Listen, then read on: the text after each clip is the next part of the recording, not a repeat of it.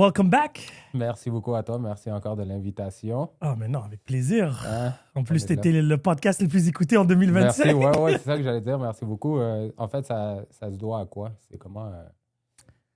Regarde, la santé, premièrement. Il y a toi derrière tout ça aussi. Merci. Clairement, tu as un fanbase. Tu as des gens qui te respectent, qui te follow et ainsi de suite, qui est important. Après, les sujets, le wellness, l'entraînement, c'est probablement la résolution la plus populaire à chaque début d'année. C'est le nouveau vogue, hein? C'est le nouveau... il y a des stats qui ont sorti, là, que les jeunes, maintenant, ils ne consomment plus d'alcool. Ils ne sont plus dans vraiment la consommation d'alcool. Comme nous, dans le temps, c'était plus social, tu sortais et tout. Maintenant, ils sont vraiment plus dans le wellness, tout ce qui a à voir avec la santé. Eux, c'est plus aller sortir dans une discothèque, c'est aller bruncher, aller après leur petit yoga avec leur petit Lululemon, leur tapis, etc. Donc, c'est ça, ce qui est une bonne chose aussi, au niveau global. Définitivement. Au niveau global, au niveau de la santé, puis tout, là, c'est sûr que dans le futur, c'est bon. Là. C'est une économie qu'on se fait dans le système de santé aussi. Là. Il y a 2-3 clubs à Montréal qui ferment là, les prochains mois. Ils ont la porte. Le Rouge, le Jet, puis il y en a un autre. C'est pas une mauvaise chose, hein? Les gens, l'économie aussi n'est pas là. C'est pas. C'est surtout là maintenant, on est au mois de janvier. Tu vois la poussière retomber parce que moi, je sais que quand c'est le nouvel an, tout le monde est excité. New Year, New Me. New Resolution. C'est ça. 18 jours. Ouais? 18 jours, parce qu'après 21 jours, tu crées une habitude. Fait que le monde ne veut pas arriver à 21. Wow, OK. Je te jure, là, cette année, j'ai vu quelque chose dans les gyms. Je suis dans 2 gyms, en ce moment, on parlait l'autre jour. Je suis en train de travailler dans 2 gyms différents, au Carrefour Multisport, puis je suis au Blackburn Athletic à Mirabel. OK. C'est plus une formule de cours de groupe. Puis on se rendait compte que toutes les années, on se rend compte comme entraîneur, nous, c'est notre jackpot pour nous, si on peut dire ça, à début janvier. C'est là que les clients rentrent, c'est là que ça va bien. Mais cette année-là, c'est mort. C'est mort, mort. Cette année, il n'y a pas vraiment, on n'a pas vu le boom qu'on voit toutes les années, blablabla. Moi, je crois que c'est dû au facteur économique. Puis 2, c'est dû le jour de l'an est tombé, c'est un jeudi cette année. OK? Fait que le monde, ils se sont dit, je vais commencer le lundi. Puis il a rendu le lundi, le week-end est passé, ils se sont dit, fuck off. Je sais pas. Moi, make sense. Make sense. C'est une très belle théorie. Mais cette année, pour de vrai, dans les 2 gyms, on s'entendait à avoir un boom, on s'entendait à, on va recevoir des nouveaux clients, ça va bien aller. Puis ça a été comme continuité, ouais. Puis là, maintenant, mois de février commence, là, oublie ça, les résolutions sont perdues, le monde sont moins motivés. Il y a le froid aussi cette année qui a frappé fort. Là. Est-ce que ça donne vraiment envie de sortir, te déplacer, aller au gym puis tout? Monde motivé comme moi puis toi, puis qu'on a une constance, qu'on a une discipline, oui, mais... J'essaie de l'avoir, surtout au gym. J'essaie, mais je suis pas pire. Je t'ai vu plus souvent. Je te dirais les 3 semaines. Les 3 dernières, j'ai pas commencé la première semaine de janvier, mais parce que je suis arrivé tout de suite en tournoi de basket. T'as attendu le lundi, toi aussi? Mais malheureusement, c'est pas par choix. J'avais un tournoi le week-end. Le tournoi le week-end, c'était impossible. Mais non, j'essaie. Il y a aussi mon fils qui me motive, la vérité. Là. Parce que là, on s'est dit, il va falloir que lui, il aille au gym plus souvent, même avec le basket, plus de travail. Dieu a ce fait. En conséquence, j'y vais avec lui. Tu dois l'accompagner, tu dois le faire. Et tant qu'à être là? Oui, c'est tant qu'à être à faire les choses. C'est juste que là, j'ai beaucoup de bobos, là. Beaucoup de bobos. Ça réapparaît, ça ressort. Oui, mais c'est la récupération que je sens le plus, qui prend un petit peu plus de temps. Mais regarde, ça fait partie de la game. De toute façon, je pense pas que je vais rajeunir. Right? Non, c'est ça. On peut juste... Maintenir, c'est ça. Maintenir, puis au moins on bouge. C'est ça le plus important. Puis c'est ce que je te disais l'autre jour, puis on a toujours parlé de ça, c'est bouger. C'est ça le plus important, bouger, rester en forme, puis tout. Là. On l'avait dit vulgairement la dernière fois, mais on veut se torcher le cul à 80. On veut être capable de... Oui, définitivement. Puis je pense qu'on est sur le bon chemin, ne serait-ce que 3-4 fois semaine, bouger, aller dans un gym. Juste le fait de t'entraîner, le fait d'avoir des idées positives dans ce sens-là, puis de maintenir le cap. Je pense que ce qu'on fait à nos 30 ans, c'est pour nos 40. Ce qu'on fait à nos 40, c'est pour nos 50, puis etc. Fait que je pense que maintenir des bonnes habitudes, c'est autant bon pour toi, c'est autant bon pour moi, c'est autant bon pour Mme Ginette de 70 ans, qui n'a jamais entraîné, mais qui veut s'y remettre. C'est pour ça que je te disais, cette année, on est très, très, très surpris que dans le gym, là, c'est très estompé, c'est très mort. Puis pourtant, le wellness, on le disait tantôt, ça a explosé, mais je ne sais pas pourquoi la vague ici, ou je ne sais pas si... Est-ce que tu penses... Mais toi, tu parles de l'inscription au gym ou tu parles de la demande d'un personal trainer? L'inscription au gym. Est-ce que tu penses qu'ils le font maintenant? C'est plus à la maison, tous les condos, ils en ont... Ça se peut aussi, c'est peut-être un facteur aussi à évaluer, là, mais ça se peut aussi que peut-être le fait d'aller au gym en tant que tel. C'est drôle parce qu'aujourd'hui, j'ai un client qui est venu me visiter au Blackburn puis qui me posait des questions, puis il me dit, tu sais, moi, j'ai un gros gym à la maison, tu sais, j'ai une entreprise, j'ai pas vraiment le temps de venir au gym, mais le fait de sortir de chez nous, tu sais, il me dit, j'ai 4 employés, mais je vois les mêmes 4 faces toute la semaine. Fait que là, il me dit, je suis écœuré, là, moi, de les voir, là, tu sais. Moi, ce que je veux, c'est aller dans un gym avec une communauté, avec un social, pouvoir échanger avec les autres. Puis, tu sais, le gym, ça a été beaucoup ça, là, tu sais. Puis nous, on le voit, là, quand on se voit au gym, on jase, on parle. Le monde jase, tu sais, le social, sortir de la maison. On a été enfermés durant la pandémie, on a été enfermés durant beaucoup de temps. Donc, je pense que c'est un bon environnement pour, justement, avoir du social, faire un petit peu de communauté, rencontrer du monde, voir des nouvelles personnes. Mais cette année, comme je te dis, c'est bizarre, là, mais la vague, on ne l'a pas eu. Ça se peut que ça soit un facteur explicable aussi. Les condos, ils ont tous des gyms dans les condos. Ça se peut, mais même au niveau du service personal trainer, moi, grâce à Dieu, puis tout, ça va très bien. À ce niveau-là, je ne me plains pas. Au niveau de la job, puis tout, je travaille comme un fou. Mais ouais, je vois mes collègues, je vois le gym en tant que tel, puis tout. D'habitude, à cette période de l'année, on avait des évaluations à côté, une après l'autre, des rendez-vous, puis tout. Puis cette année... Mais là, il y a beaucoup de monde aussi qui ont des gyms privés, là. Des gyms privés. Ça veut dire quoi? Ils partent voir le personal. Parce que, bon, le prix du gym n'est pas donné, là. Mais pas, en tout cas. Ça dépend quel gym tu vas. C'est pas donné, non. Mais je pense que partout, maintenant, les memberships, là, c'est au-dessus de 100 $, 150, $170. Même les éconos, puis les affaires comme ça. Ça, t'as les éconos, puis tout, mais est-ce que tu as un accompagnement? Est-ce que tu as un suivi? Bon, c'est pour ça que, je sais pas, j'ai jamais fait le calcul dans le sens que si tu prends un personal trainer avec son propre gym, versus prendre un personal trainer dans un gros gym?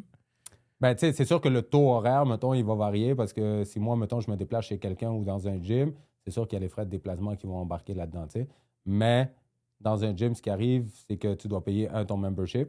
Fait que tu payes déjà ton membership, puis en plus, tu dois payer les services d'un entraîneur, puis tout. Donc, c'est sûr que, tu sais, c'est dispendieux sur le budget de quelqu'un. Il y a du monde qui sont assez healthy financièrement pour pouvoir se le permettre. Il y a d'autres personnes pour qui c'est plus difficile à ce moment-là. Puis en ce moment, ce qui arrive aussi, c'est que la question de la demande d'entraîneur privé, c'est peut-être pas mal géré, mais c'est peut-être le concept derrière, justement, de devoir prendre un membership et devoir prendre un personal trainer. Les deux combinaisons de montants ensemble font que ça soit très dispendieux. Mais à la fin de la journée, on parlait l'autre jour, puis l'investissement que tu fais sur ta santé, est-ce que ça a un prix vraiment? Est-ce qu'on peut mettre un taux derrière ça? Moi, je pense que non. Donc, moi, je pense que le meilleur investissement, c'est sur sa santé. Puis, je ne le dis pas parce que je suis entraîneur en tant que tel, puis je veux vendre mon service, non, mais c'est plus que l'investissement que tu fais aujourd'hui, ça peut t'économiser des sous dans un futur très, très, très rapproché. Là, souvent, on va dire qu'il y a du monde qui travaille toute leur vie comme des fous, blablabla. Ils n'investissent pas sur eux parce qu'ils veulent accumuler des richesses matérielles. Puis, il arrive un point, mettons, à 50, 60 ans, tu as développé une maladie chronique, un cancer ou peu importe, à cause du stress, à cause de ton travail acharné que tu as fait là-dessus. Et là, tout cet argent-là que tu as amassé, toutes ces richesses matérielles-là, bien là, maintenant, c'est là que tu dois les mettre dans ta santé, c'est là que tu dois payer des pilules, c'est là que tu dois payer des traitements. Donc, ça dépend vraiment de comment tu vois l'investissement, dans quel sens. Non, ta santé sera toujours un très bon investissement. Ouais, 100%. Après, c'est une question de... Parce que je ne connais pas les prix, la vérité, dans le sens... Je connais quelqu'un, un bon ami à un ami. Lui, il a son propre gym chez lui. Il a monté comme toi. Comment tu as commencé? Dans le temps, j'avais un gym chez nous. C'est ça. C'est sûr que le taux horaire est moins élevé. Tu sais, moi, si j'ai un gym à disposition chez moi puis les clients ils viennent chez moi, ben, c'est sûr que mon but, c'est du volume. Tu sais, c'est d'avoir des clients au volume. Exactement. Donc, mon taux horaire va être moins élevé. Mais il y en a beaucoup plus qu'avant. Oui, il y en a beaucoup plus qu'avant. Il y a beaucoup de monde qui se sont montés leur propre gym. Ça veut dire que je pense qu'ils sont rendus là, les gens qui venaient vite au gym. Surtout pour le côté... Parce que quand tu me disais communautaire, aller au gym... Tu sais, moi, je m'entraîne 95% du temps tout seul ou avec mon fils. Ouais. Je viens pas en groupe, j'aime pas. D'habitude, j'ai mes écouteurs, je suis focus. Je veux écouter personne, ouais. C'est ça, je veux rentrer, faire mon training 45 à 50 minutes. Bon, après, je socialise parce que je connais les gens. Ouais, tu connais exactement. Salut. Bon, surtout les gens que je vois pas beaucoup, d'accord, je passe. Tu sais, je vais passer un petit moment. Mais règle générale, quand je rentre, moi, d'habitude, à 8 h du matin, des fois, il y a personne. Je rentre, je fais mon gym et je continue. J'essaie de regarder vite. Bon, la communauté du matin et la communauté du soir, c'est deux choses complètement différentes. Ouais. Mais le matin, c'est beaucoup de gens qui viennent s'entraîner tout seuls. Oui, puis le matin, on a beaucoup de... Mettons, au Carrefour Multisport, on a beaucoup de communautés personnes âgées. Mais tu vois, les personnes âgées qui viennent le matin, justement, parce qu'ils sont plus libres, ils sont peut-être à la retraite puis tout, eux, ils viennent beaucoup pour le social. Oui, eux, ils ça, sont je là, peux comprendre. Ouais, tu les vois, là, ils sont 4-5 monsieur à côté d'une machine, puis ça jase. Là, Mais ils viennent travailler correct. la mâchoire, ils viennent faire les muscles de la mâchoire, ce qui est correct aussi. C'est correct. Ça fait partie de leur wellness, de toute façon. 100%. Puis au moins, on se dit, ils sont là. Oui. Au moins, ils sont là, ils se sont déplacés jusqu'au gym, ils ont fait la première étape, le premier gros chemin qui est de te rendre au gym. Donc ça, c'est la partie la plus difficile, c'est de te rendre au gym. Une fois que tu es rendu là, après, tu es là. Mais pour en revenir à ce que tu disais tantôt, mettons les gyms privés, à la maison, moi, je me rappelle quand j'avais mon gym, moi, je roulais les clients un à l'arrière de l'autre parce que justement, j'étais au volume, je pouvais faire des journées. Je faisais un à la fois. Je faisais un à la fois, c'est ça, privé ou semi-privé, 2 personnes. Puis durant la pandémie, même si c'était fermé, là. Oui, Rasson est là. J'avais 8 lui, tu vois, il roule à peu près 6 à 8 personnes à la fois. OK, 6 à 8 à la fois. Ça veut dire que lui, c'est comme des circuits qu'il fait. Mais c'est comme un peu la formule CrossFit. C'est ça, des cours de groupe. Au Blackburn, à Mirabel, où je suis, c'est ça le concept. Donc, c'est un service clé en main, mettons, au client. Le client, on va dire, j'ai un groupe de 10 personnes. Les clients rentrent, j'ai 8 stations. Les stations sont déjà placées. Donc, moi, je suis payé pour arriver 1 heure en avance, placer tout le stock, placer toutes les stations. Puis le client, in and out. Il fait son 10 minutes d'explication, warm-up. Boum, je fais mes stations 45 minutes, in and out, les clients, ils s'en vont, puis ils n'ont rien à replacer, tout est déjà là, tu sais. Mais c'est là où tu crées une communauté, tu sais. Au Carrefour Multisport, il y a la boxe, il y a le CrossFit, puis tu la vois, la communauté, ils se parlent, ils s'échangent, ils s'entraident. Du côté gym, cardio, on va oublier, là, c'est rare que tu vas avoir 2 personnes en train de parler, c'est son focus. À la muscu, tu vas avoir peut-être des groupes de 2, max 3 personnes qui viennent parce que ça devient lent. C'était 3-4 personnes en train de faire le même circuit de gym, là, les mêmes machines. Ouais, ça devient long. Puis le temps que tu fasses une machine, c'est genre 30 minutes. Ça fait juste pas de sens. Mais tu vois, à 2, ça va assez vite. Pendant ton break, lui, il commence, puis ainsi de suite. Mais la majorité, je les trouve individuels, qui connaissent des gens, parce que tu revois les mêmes visages. 100%. Puis, tu sais, le monde, on finit par tous se connaître. Là, on se reconnaît tous. Là, on se voit tous à tous les jours, si on peut dire ça. Quasiment, moi, c'est pour ça que ça va bien là-bas. Tout le monde me voit. Je suis un des premiers arrivés, un des derniers à partir. Puis, je suis là toute la journée. Je fais des 12 heures, 13, 14, 15 heures. Là, mais, tu sais, tantôt, je te disais, le gym, quand j'avais le gym, j'avais mon studio gym, je roulais 8, 9 clients, un à l'arrière de l'autre, back-à-back, au volume. Puis, dans ce temps-là, je chargeais 40, 50 $, tu sais. La séance de 1 heure. La séance de 1 heure. 40 $ de l'heure, en fait. 40 $ de l'heure, on va Très dire. raisonnable. C'est raisonnable. Puis, tous les gyms étaient fermés. Et ils venaient combien de fois semaine? Genre 2-3 fois semaine. Parce que les gyms étaient fermés, puis c'était comme, on peut dire, clandestin, tu sais. Il y a cet effet aussi de clandestinité que le monde y aime. Là, c'est excitant. C'est excitant, là, Puis moi aussi, je roulais sur cette adrénaline-là, puis tout, mais ça allait très bien. Après, quand tu vas dans un gym, moi, je dois respecter, mettons, au Carrefour Multisport, je dois respecter leur standard de prix, leur norme de prix. Moi, je ne peux pas faire des prix, je ne peux pas modifier rien. Tu ne peux pas faire des prix pour toi en tant que trainer? Non, donc je ne peux rien faire. En fait, il y a deux volets. Il y a le volet des entraîneurs privés qu'on peut appeler, qu'eux, ils payent un loyer à la maison. Donc, ils payent un loyer au Carrefour Multisport, puis eux, ensuite, ils peuvent charger ce qu'ils veulent aux clients. D'accord? Eux, ils payent une mensualité. Et ensuite, tu as les entraîneurs comme moi, maison, qu'ils appellent, que nous, c'est des prix établis, des prix standards, des prix du Carrefour Multisport, puis on n'a aucun pouvoir de négociation là-dessus, puis on n'a aucun pouvoir décisionnel. Mais tu as une cote par là-bas? Donc, j'ai ma cote là-dessus qui est plus 50... ton salaire horaire? Non, en fait, je n'ai pas de salaire horaire. Nous, on est travailleurs autonomes à 100%. Donc, moi, j'ai 50% seulement de ce qu'on facture aux clients. Donc, par exemple, le client, il prend 5 séances. 5 séances, c'est 400 $. Bien, moi, je vais avoir 50% du 400 $. D'accord? À ce moment-là, j'ai un montant pour la commission aussi de vente. Donc, tu fais ta commission de vente là-dessus. Tu sais, sincèrement, est-ce que c'est raisonnable? C'est pas raisonnable? Est-ce que ça vaut la peine? Puis tout. Quand tu es un passionné, on dirait que tu ne comptes pas les chiffres. Tu ne comptes pas le montant, tu ne comptes pas l'argent parce que moi, c'est une passion. Tu sais, mon but, c'est de transmettre l'activité physique, de transmettre ma passion, d'aider le monde à travers l'activité physique à qui bouge. Donc, je ne suis plus dans cette optique-là de calculer. Évidemment, je dois mettre du pain sur la table de ma fille. Tu sais, puis on en parlait dans le dernier podcast. Mais mon but, c'est pas ça, tu sais. Et souvent, moi, ma contrainte, quand je suis assis avec le client en évaluation, puis qu'il vient le temps de vendre des séances, puis tout, je suis pas vraiment à l'aise avec ça parce que je suis pas un vendeur de nature. Puis dire que je suis pas un vendeur, ça pourrait être de la vente. Tu comprends? Il y en a beaucoup qui vont me dire c'est de la vente. Mais en réalité, mon but, c'est pas ça. Mon but premier, c'est pas de soutirer des sous de personne de la poche à personne. Mais je comprends qu'il y a un service qui est rendu. Je comprends qu'il y a un travail en amont qui a été fait par moi. 17 ans de souffrance derrière tout ça. Il y a 17 ans de travail acharné derrière tout ça. Il y a de l'expérience. 17 ans d'expérience. D'expérience. Il y a des formations derrière tout ça. Puis tout, il y a du travail qui a été fait. Mais moi, mon but à la fin de la journée, c'est pas voir quelqu'un qui s'entraîne, voir quelqu'un qui veut améliorer sa vie, sa qualité de vie, puis tout. Moi, c'est ça qui me drive. C'est ça qui me motive. Puis souvent, ma contrainte, elle est là. C'est que moi, je voudrais dire à la personne, ben, tu sais quoi, je t'offre un rabais de 10, 20 ou je peux te faire un prix, mais je peux pas négocier là-dessus, je peux pas jouer là-dessus, je peux pas bouger parce que je comprends qu'il y a une corporation derrière ça, puis il y a des prix établis, puis la corporation doit faire son argent. Puis, oui, ça reste une business, là. Ça reste une business, tu comprends? Donc, je suis d'accord, puis j'accepte les règles du jeu, je vis avec ces règles du jeu-là. Mais sincèrement, est-ce que c'est l'approche que moi je priorise, puis tout? Non. Fait que j'essaie toujours d'accommoder le client du mieux que je peux. Là, je t'avais parlé, mais j'avais fait un party de reconnaissance. Au mois de novembre, j'ai fait un gros party pour mes membres, le monde qui, à travers des années, ont travaillé avec moi. Je voulais reconnaître le travail ardu qu'ils mettent dans une salle d'entraînement, du monde, que ce soit qui ont perdu 1 livre ou qui ont perdu 50 livres puis qui ont transformé leur vie à travers l'activité. Je voulais reconnaître ça. Fait que j'ai organisé un souper à mes frais. J'ai fait tirer plus de 1 000 $ de cadeaux. Wow. J'ai offert des séances d'entraînement. J'ai offert des certificats cadeaux puis tout. Puis j'ai invité du monde, tu sais.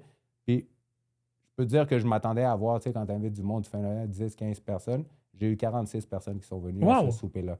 Ça a coûté cher. Ça a coûté cher, ouais. On a rempli la place puis tout. Mais j'étais tellement content d'être dans cette synergie, de voir que tout le monde, c'est tout du monde de qualité, premièrement. C'est toutes des belles personnes. C'est tout du monde qu'on a œuvré pour le bien. Donc, moi, ma façon de retransmettre ou de redonner, je ne peux pas modifier le prix à la base parce que la business m'impose. Mais si je peux faire ce genre de geste-là, que le monde, à la fin de la journée, tu sors grandi aussi. Parce que, OK, ben, il valorise le travail. La personne valorise l'effort que j'ai mis. Je vois que mon coach, il apprécie vraiment mes efforts. Je vois que mon coach, il est là, il me soutient, il est derrière moi, puis tout. Fait que moi, c'est ma façon de redonner. Même que ce soit par message, des fois. Tu as fini ta séance d'entraînement, c'est pas merci, bonsoir. Moi, demain, je fais un check-up, je regarde comment tu vas, je regarde si tu vas bien, ton corps, comment tu te sens. OK, you're ready to go. Puis je pense que c'est pour ça que j'ai créé une communauté derrière moi, un fanbase. Puis moi, je me sens bien à travers de ça. C'est sûr que l'argent, à la fin de la journée, c'est le moteur pour la business, puis tout. Puis moi, ça me fait chier de ne pas pouvoir aider plus les clients à travers ça. Parce que je sais qu'il y aurait beaucoup de clients que ça ne serait pas à cause du prix ou du montant, ils seraient là. Oui, définitivement. C'est quand même un investissement. C'est un investissement, puis c'est pas donné. C'est pas quelque chose qui est donné, puis tout. Mais tu verrais j'ai des clients qui s'en foutent de payer, puis qu'ils vont continuer à reprendre, puis mon taux de rétention est très bon parce qu'ils voient vraiment les bienfaits en eux, puis ils voient le fait qu'il y a un support, il y a quelqu'un, c'est pas juste un coach qui est là juste pour l'argent, c'est pas juste quelqu'un qui est ah ben ouais, il me voit comme un chiffre, il me voit comme un numéro, puis comme un dossier, puis merci, bonsoir. Non, moi j'essaie de vraiment créer, puis j'ai créé beaucoup de belles amitiés à travers ça, j'ai créé beaucoup de personnes. Ils disent que c'est plus facile avoir un client qui devient ton ami qu'avoir un ami qui devient ton client. Ouais. Donc, tout à fait vrai, ça. C'est tout à fait vrai. Donc, puis c'est ça que je voulais créer, dans le fond. C'est ça que je voulais créer. Puis je te l'ai dit la dernière fois qu'on s'est vu, quand tu m'as dit, comment tu te vois dans 5-10 ans, mettons, dans le fitness. Puis je te dis, je veux être une des références dans le monde du fitness, que ce soit ici au Québec, que ce soit sur la Rive-Nord, mais je veux être, que le monde dise, ben, Coach Will, il m'a influencé d'une certaine façon. Puis, il m'a aidé à être une meilleure version. Puis, je l'ai toujours dit, moi, je fais juste mettre le 1%. Je fais juste semer cette petite graine dans ta tête de comme quoi l'activité physique, le travail ardu, le travail acharné, derrière tout ça. Mais tu es un passionné, hein? Ton énergie est là. Genre, ça serait mentir, dire, lui comme les autres, ou quand tu es avec lui, tu te sens comme n'importe qui. C'est pas vrai, là. Non. Tu es très passionné, qui aide beaucoup. Ouais, 100%. Puis j'aime ce que je fais, j'aime ce que je dis. Puis ça amenait au sujet qu'on parlait, quand on s'est rencontrés, que je t'ai dit, tu m'as demandé, OK, ben de quoi on pourrait parler? Puis je t'avais dit le travail acharné, le hard work, dedication. Puis je pense que ça, c'est un de mes slogans préférés. Puis depuis que je l'ai écouté, puis depuis que je le vis, depuis que je le véhicule, ça a changé ma vie. Puis je pense que c'est en train d'impacter la vie de personnes avec qui je travaille au quotidien, des personnes avec qui je suis. Hard work, dedication. C'est juste à travers le hard work. Puis on avait plein de choses à se dire sur ça. Oui, non, définitivement. Parce que le truc, c'est que, surtout dans une job comme ça, tiens, je vais te poser une simple question. C'est quoi l'âge de ta clientèle? OK, donc, que tu préfères plus travailler avec? On va commencer avec ça. OK, la clientèle, mettons, que moi, je préfère travailler, c'est la clientèle de performance. OK, donc, mettons, comme ton jeune gars qui est dans l'âge où il rentre dans la performance, qu'ils vont compétitionner. Pourquoi? Parce que je sens que le monde, mettons, qui vont compétitionner, qu'ils ont l'envie de compétitionner, ils ont un but, mais ils savent que pour atteindre ce but-là ou cet objectif-là, il y a du travail en amont qui doit être fait. Puis le travail en amont, c'est le plus important parce que c'est comme ils disent, enjoy the process. Le but, c'est pas le but, la récompense d'avoir la médaille d'or, mais c'est tout le travail que tu as mis derrière, les nuits de sacrifice, les journées de sueur, toute cette difficulté physique, parce qu'on va se le dire, l'entraînement, c'est dur sur le physique. On va se le dire, ces heures-là... Et sur le mental aussi. Et sur le mental aussi, ça épuise. Tes articulations le ressentent, ton corps le ressent. Il n'y a pas une personne humainement parlant qui peut dire « Ah ouais, c'est chill avoir les articulations en feu » ou « C'est nice avoir les jambes engourdies » ou... Nous, on apprend à aimer cette douleur-là. Moi, je drive à ça. Si on me paierait pour m'entraîner à la place des autres puis que c'est eux qui ont les résultats, moi, je serais multimillionnaire. D'accord? Parce que moi, j'adore ça. Moi, j'adore m'entraîner. C'est quelque chose qui me drive. J'adore avoir mal. C'est pour ça que j'ai fait des arts martiaux toute ma vie. C'est parce que j'aime ça. Tu comprends ça? Toi, t'es rendu Goggins, là. Ouais, c'est ça. Mais je suis conscient que c'est pas tout le monde qui aime ça. Puis je suis conscient qu'il y a du monde qui aime pas ça, se lever le matin puis être raqué puis pas pouvoir marcher. C'est correct.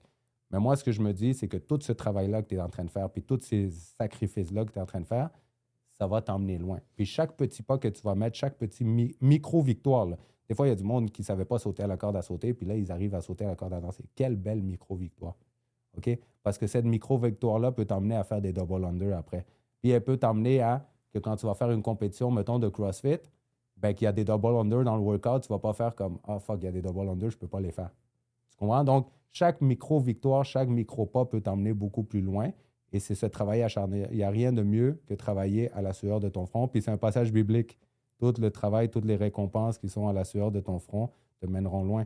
Donc, moi, je suis très, très conscient de ça. C'est pour ça que ma clientèle préférée, c'est la performance. Ensuite, j'ai une clientèle variée. Oh, oui, mais la performance, mais attends. Parce que là, ça va amener au sujet que je voulais vraiment parler avec toi, la jeunesse. La jeunesse. Cette nouvelle jeunesse-là. Parce que la performance, théoriquement, ça veut dire que tu es en train de parler mid-teens, disons du... disons genre, mais tu sais, j'ai le groupe sport-études de tennis, que je coach fitness, puis ça commence de 8 ans. Tu sais, ça commence à 8 ans, mais on s'entend que de 8 à 14, amusez-vous. Okay, c'est ça, j'allais dire jusqu'à secondaire 2, sur 14, ouais, secondaire 3. Vas-y, on va y aller avec secondaire 3, fait du sens. Amusez-vous. Parce que c'est ça, c'est vrai que même au basket, on a encore les participations secondaire 1, secondaire 2, Benjamin. Ouais. So, à partir de cadet, ça devient sérieux. Sérieux. Sur 14 ans jusqu'à une carrière, tout dépendant du sport, on dirait en moyenne mi-trentaine. Avant ça, amusez-vous. Mais j'ai dans le sport-études, tu verrais, j'ai des jeunes, OK, shout-out à eux, j'ai des jeunes ils ont 12 ans, mais ils travaillent comme si ça serait des athlètes de 18 ans. OK, puis ils travaillent comme si ça serait des athlètes de 20 ans. Ils ont la maturité et le sérieux derrière parce qu'ils comprennent que s'ils performent bien dans ma salle d'entraînement avec moi dans le fitness, ça va se transposer sur le terrain de tennis, puis ça va se transposer dans leur tournoi. D'accord? Je te donne un exemple, puis on pourra censurer son nom parce qu'il est jeune, mais c'est pas grave, là, on verra. Là. Mais Enzo, OK? Enzo, il vient avec nous le fitness toute la semaine. Il travaille en fitness avec nous. Mais là, ses parents, ils ont décidé de le rajouter le samedi parce que le petit, il veut. OK? Fait que là, il vient faire du travail extra avec nous les samedis. C'est arrivé une couple de semaines, il est venu avec nous les samedis. Et là, tu le vois sur le terrain, puis tu le vois compétitionner en tournoi. Puis Enzo, il gagne des tournois depuis. OK? Parce que le petit est là, puis justement, samedi, hier, j'étais avec lui en fitness, puis tout. Le petit, tu verrais comment il est motivé, puis il comprend. Puis, quel âge? 14 ans. 14 ans. Puis secondaire 3. Ouais. Il rouspète pas. Il dit pas non, je veux pas le faire. Pourquoi? Cet exercice, il sert à quoi? Puis tout. Le gars, il suit. C'est un robot. Tu comprends? Il suit, tu lui dis ça, OK, plie haut, ça, on travaille comme ça, OK, les sauts, OK, l'échelle, c'est ça, ça, ça, ça, ça. Boum, il exécute, puis tout. Mais ça se transpose après sur le terrain, puis ça se transpose en... Là, maintenant, je vais en venir au point où, toi, comme parent, tu investis, tu te donnes, tu le sais. Toi, avec ton fils, tu te donnes, tu t'investis, tu mets de l'argent parce que c'est des efforts. Tu l'accompagnes, que ce soit au hockey, à l'aréna, tu l'accompagnes les fins de semaine, tu es là à ses tournois, puis tout. Puis que tu vois que ton enfant, il ne fait pas les efforts, il s'en calisse, il s'en fout, puis tout. Ben, tu sais, c'est chiant. Tu comprends? C'est comme tu vas te dire, OK, ben là, est-ce que je suis en train de faire ça pour rien, puis tout. Même un petit gars comme Enzo, mettons, qu'il le fait, puis tout, c'est valorisant pour les parents. Puis imagine un jour, tu arrives à le voir à la télé, compétitionner vraiment contre des gros athlètes, puis tout. Tu vas dire, ben, tout le travail que moi, j'ai fait comme parent, que j'ai exécuté comme parent, la discipline que je lui ai inculquée, puis tout, puis qui a suivi, puis il a été à son affaire, ben regarde où ça l'a mené. Je te dis pas que c'est ça le but. Je te dis pas de voir ton enfant comme un investissement, puis que tu veux qu'il devienne une superstar. Si c'est ça ton but, c'est ton choix. Moi, dans mon cas, moi, pas du tout. Moi, c'est du moment que c'est lui qui veut. Moi, je ne le pousse pas et j'essaie juste de le mettre dans les meilleures situations pour pouvoir thrive dans ce qu'il désire recevoir. Mais maintenant, ton ego, tu vas pas me dire que comme ego, comme parent, on a tout un ego, puis l'enfant représente notre réputation, représente notre image, si on peut dire d'une certaine façon. Moi, je serais très fier de... Oui, mais plus maintenant. Mais j'avais ce... Moi, il faut faire attention parce que la grande différence entre moi, j'ai été dans ce niveau-là. Où il est rendu, lui, j'ai déjà été. J'ai joué collégial, j'ai joué universitaire, j'ai joué secondaire aussi. Jusqu'à maintenant, il est beaucoup mieux que moi, j'étais à l'époque, disons les vraies choses. Mais il n'a rien gagné de plus. Ouais. Encore là. Juste pour te donner une anecdote, il y a 2 semaines, parce que là, bon, dû à mes connexions et à mon parcours, mon fils s'entraîne collégial, même s'il est en secondaire 4. Puis là, juste pour le plaisir, il y avait les tryouts pour l'équipe de basket de Montmorency, 2A. J'ai dit, tu sais quoi, juste vas-y. Il connaît déjà les coachs et tout. J'ai dit, juste vas-y, juste pour avoir une idée de qu'est-ce qui t'attend. Puis, tu sais, c'est du 2A, lui, il vise du 3A. C'était juste, genre, pour l'entraînement. J'ai dit, tu vas voir, tu sais, même si t'es 1 année en retard, ou même 2 ans, parce que ça va jusqu'à 21 ans. Ouais. Il s'entraîne avec des gars de 21 ans, il a 15 ans, là. On est d'accord, c'est 6 ans de différence. Ça fait même pas 6 ans que je joue au basket. Ouais. J'ai dit, tu sais, juste vas-y avec open mind. Il y avait le coach du 3A, puis le coach du 2A. Le coach du 2A, il le connaît très bien. Il s'entraîne avec eux. Il fait sa pratique. Bon, mon fils, le problème, comparé... le coach lui dit tout le temps, il dit, tu devrais être plus comme ton père. Nous, à l'époque, on avait cette attitude-là, me against the world. Ouais, 100%. Il n'y a personne qui va nous faciliter. On était des chiens enragés sur le terrain. Après, quand le match est fini, ça restait sur le terrain. Viens, on va aller prendre un Gatorade, on va chiller, manger une poutine. Tu sais, à l'époque, on avait vraiment les mauvaises habitudes, la mauvaise éducation là-dessus. Mais c'était le cas. Mon fils est beaucoup plus poli, respectueux. Il essaie de... Il me dit, parce que cette année, c'est même pas pour moi. Tu sais, j'essaie d'aider les autres à shine et tout. Le coach est venu et dit, tu devrais être comme ton père. C'est chacun pour soi, Dieu pour tous. Tu sais, c'est un sport d'équipe, mais il faut que tu sois un petit peu plus égoïste. Finalement, la pratique va, il domine, normal. Même le coach du 3A est venu le voir et dit, écoute, je sais que tu n'as pas encore l'âge. Continue comme ça. Puis, on va te parler d'ici à 1 an l'année prochaine. Facilement. Il m'a dit, tu as tous les attributs nécessaires à ton âge. Puis, il a un corps d'enfant encore, même s'il est 6 pieds 3, là. Ouais. Il a quand même son corps d'enfant. Mais le truc, c'est que moi, j'ai aucune attente en ce qui le concerne. La vérité, c'est lui qui aime ça. Ses journées off, boum, il y va. Là, maintenant, il est rendu à un âge un peu où, comme tu as dit, pour ton élève de tennis, où ça ne rouspète pas, le mien, il commence un peu. Mais c'est un peu normal. C'est normal, les réseaux sociaux, ChatGPT, 100%. Eux, ils vont googler quelque chose, puis ils vont dire, Google l'a dit, it's a must. Tu comprends? Mais il n'y a pas l'emphase humaine, l'emphase... les morceaux, les blocs pour arriver. Moi, j'ai pris le temps avec mon fils parce que je ne savais pas la grandeur qu'il allait. Il fallait que je le développe avec ce que j'avais devant moi. Où c'était compliqué pour moi, c'est que je suis son coach aussi à l'école. Il y a d'autres parents et ainsi de suite. Puis tu vois, ça va faire 4 ans. Cette année, c'est ma 4e année que je le coach. Il a fini MVP à chaque année. Mais moi, j'ai dit à tous les joueurs de voter pour l'MVP. Comme ça, on ne vient pas me voir, puis on dit... c'est ton fils ou quoi que ce soit. Parce qu'il y a des parents, malheureusement, qui sont delusional. Donc, tu vois, puis tu me parles de tout ça, puis c'est drôle parce que justement, hier, il m'est arrivé un épisode, puis cette semaine qu'on s'est rencontrés, on s'est dit, on va parler du hard work, on va parler du hard work education. Puis on dirait que la vie te met dans des situations. Tu sais, tantôt, je te disais, les enfants sont le reflet des parents, OK? Puis c'est des passages bibliques, OK? Nous, comme fils de Dieu, comme... peu importe les croyances que tu as, tu représentes une image ou tu représentes même ta propre réputation. Fait que tu vas faire certaines affaires qui vont respecter ta réputation pour pas qu'après on dise Will, il est comme ça ou peu importe et tout. Donc, tu dois rester dans des standards ou dans du professionnalisme, OK? Moi, ma fille, impossible qu'on ait quelque part puis qu'elle dise pas allô ou qu'elle soit pas polie ou tout. Moi, normalement, même qu'elle parle mal à sa mère, moi, il y a une main de fer qui est appliquée, il y a une discipline. Tu verrais ma fille comme elle marche comme un soldat. OK? Donc, c'est pas que je sois un dictateur, c'est pas que, même si les enfants du tennis, ils m'appellent Kim Jong-il, OK? C'est pas que je sois un dictateur, c'est pas rien, c'est que je pense que la base de tout, c'est la discipline. Je te donne un exemple.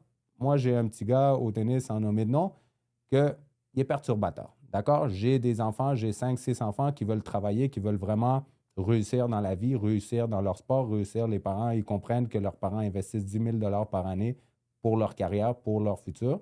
Donc, ça, ils comprennent. Mais il y a des enfants qui, justement, le 10 000 $, ils le voient comme si de rien parce qu'ils ont grandi dans, si on peut dire, des berceaux d'or. D'accord? Donc, toute leur vie, ils l'ont eu plus facile que nous. Mettons, moi, je te l'ai déjà dit, je viens des HLM, j'ai rien eu de facile. J'ai joué au water polo parce qu'au water polo, ça coûtait rien. OK? C'était un speedo, puis that's it. Fait qu'on l'a pas eu facile. Nous, on n'a pas eu la récompense instantanée. On n'a pas eu la dopamine instantanée. On n'a pas eu rien de tout ça. On n'a pas eu accès à ChatGPT. On n'a pas eu accès à rien de tout ça. Fait qu'on a grandi dans la résilience, puis on a grandi à travers ce travail ardu-là. D'accord? Ce jeune-là, quand il est perturbateur, moi, je l'isole ou je le déplace pour pas qu'il perturbe mes autres élèves. Donc, je suis assis... Là, on parle de quel âge, là, juste pour avoir... Lui, il a 12 ans environ. 12 ans. OK, 12 ans. 10-12 ans, oui. Donc, je suis assis au bistrot tranquillement au Carrefour en train de prendre ma pause. Et là, il y a une madame qui vient, elle me dit « C'est toi, Reyes? » Je suis comme « Bonjour, vous allez bien? » On va commencer par la politesse. Déjà... Minimum. Minimum. « Bonjour, est-ce que ça va bien? Moi, c'est William, enchanté. Vous, votre nom, c'est... » On commence par la politesse. Mais déjà, moi, je vois le profil de l'enfant. Et là, je vois la mère qui m'interpelle de cette façon.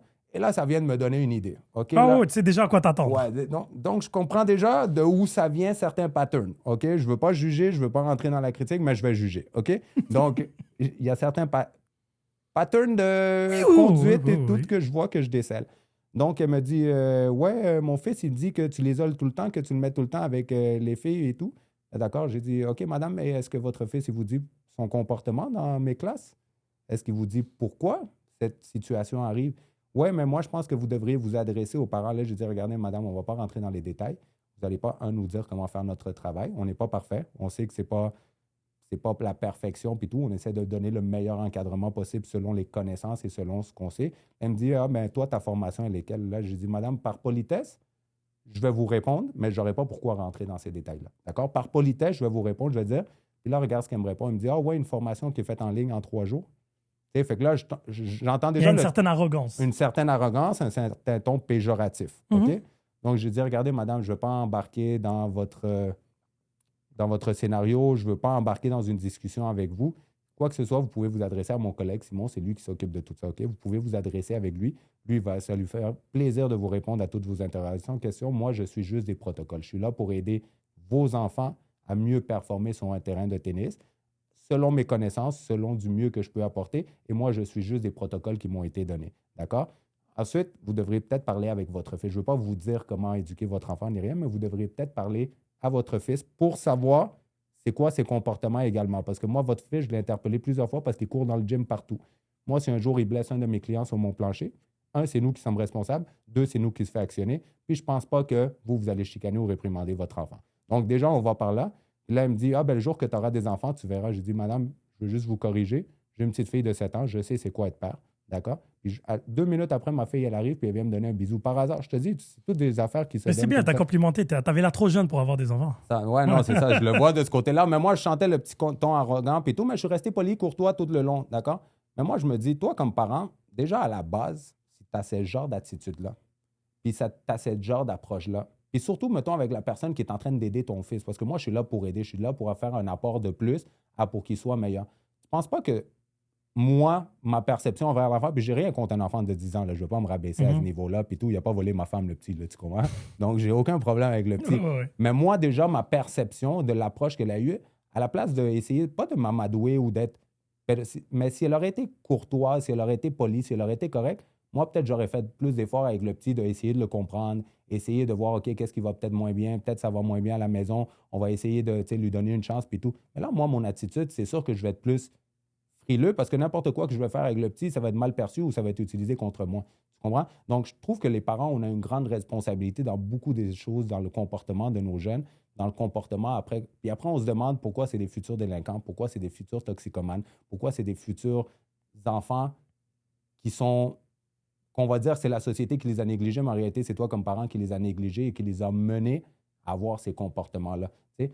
Puis moi, avec ces jeunes enfants-là, ça arrive souvent, je suis comme « Ah, salut, ça va bien? » Ben, oui. Même pas « Oui, monsieur, vous. » Tu sais? Maintenant, on a réintroduit dans les écoles le monsieur, madame, puis tout, ce qui est une bonne chose déjà, c'est la base. Hier, je rentrais dans le sauna, puis moi, je rentre dans le sauna, je suis comme « Bonjour, messieurs », quand je vois qu'il y a du monde poli. Puis il y a un gars qui me dit « Ah, t'es bien poli, Will? » Je fais « Je pense que c'est la base. » On est une société.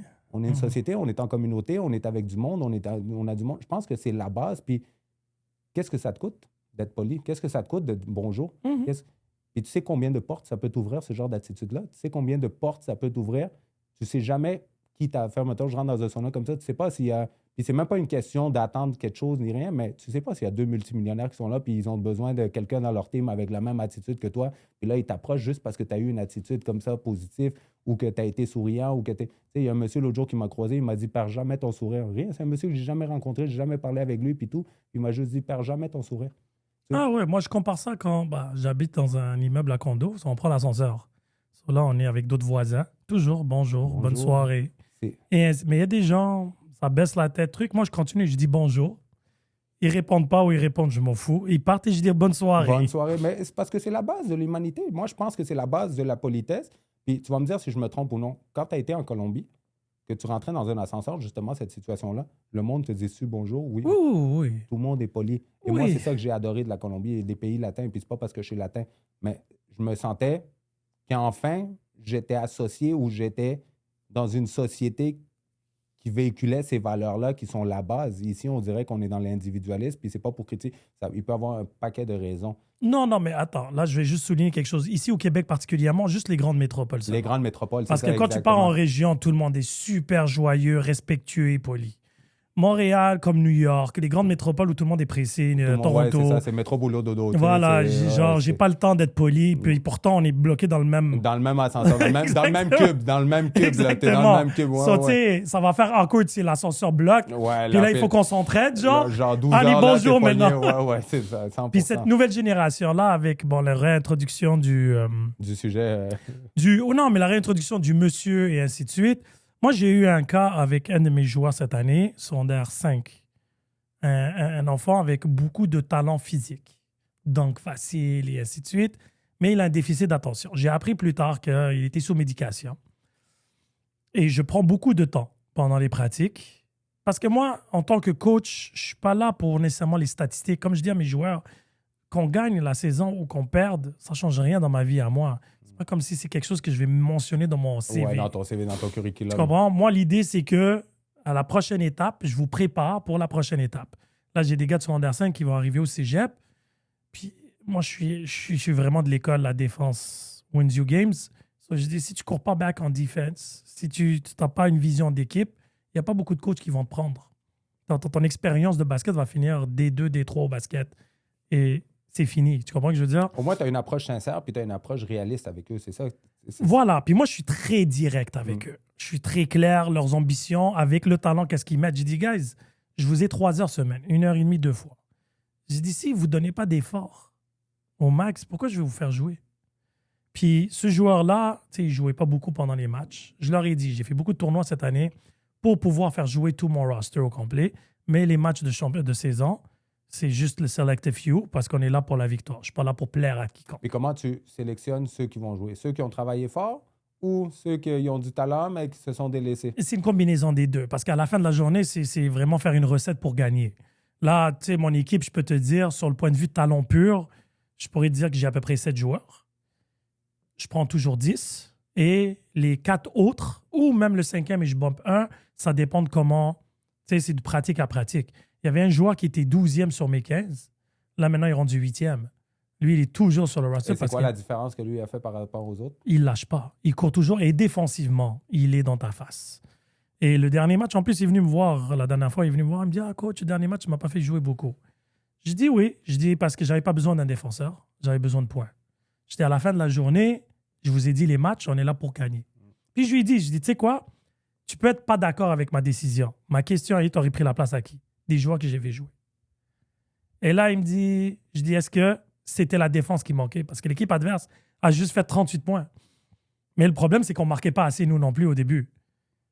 Il me dit, OK, je comprends. Je dis, tu vois, ça veut dire que moi, je combine qu'est-ce que j'ai besoin. En règle générale, si la offense va bien et j'ai besoin de défenseurs, tu es là le premier. Ben oui. Parce que je ne m'attends pas à... Mais après, j'ai des joueurs qui sont bons en attaque et en défense. Puis beaucoup puis de là, monde... tu dois faire la meilleure combinaison Exactement. possible. Puis moi, après, j'ai des parents qui osent venir me voir. Puis il me dit, tu sais, t'as pas fait jouer beaucoup mon fils au 3e quart. Là, je dis, ouais, mais parce que tu vois, au 3e quart, je lui ai demandé de faire ça, puis il l'a pas fait, puis il a fait ceci. Il me dit, ouais, mais ton fils a fait la même chose.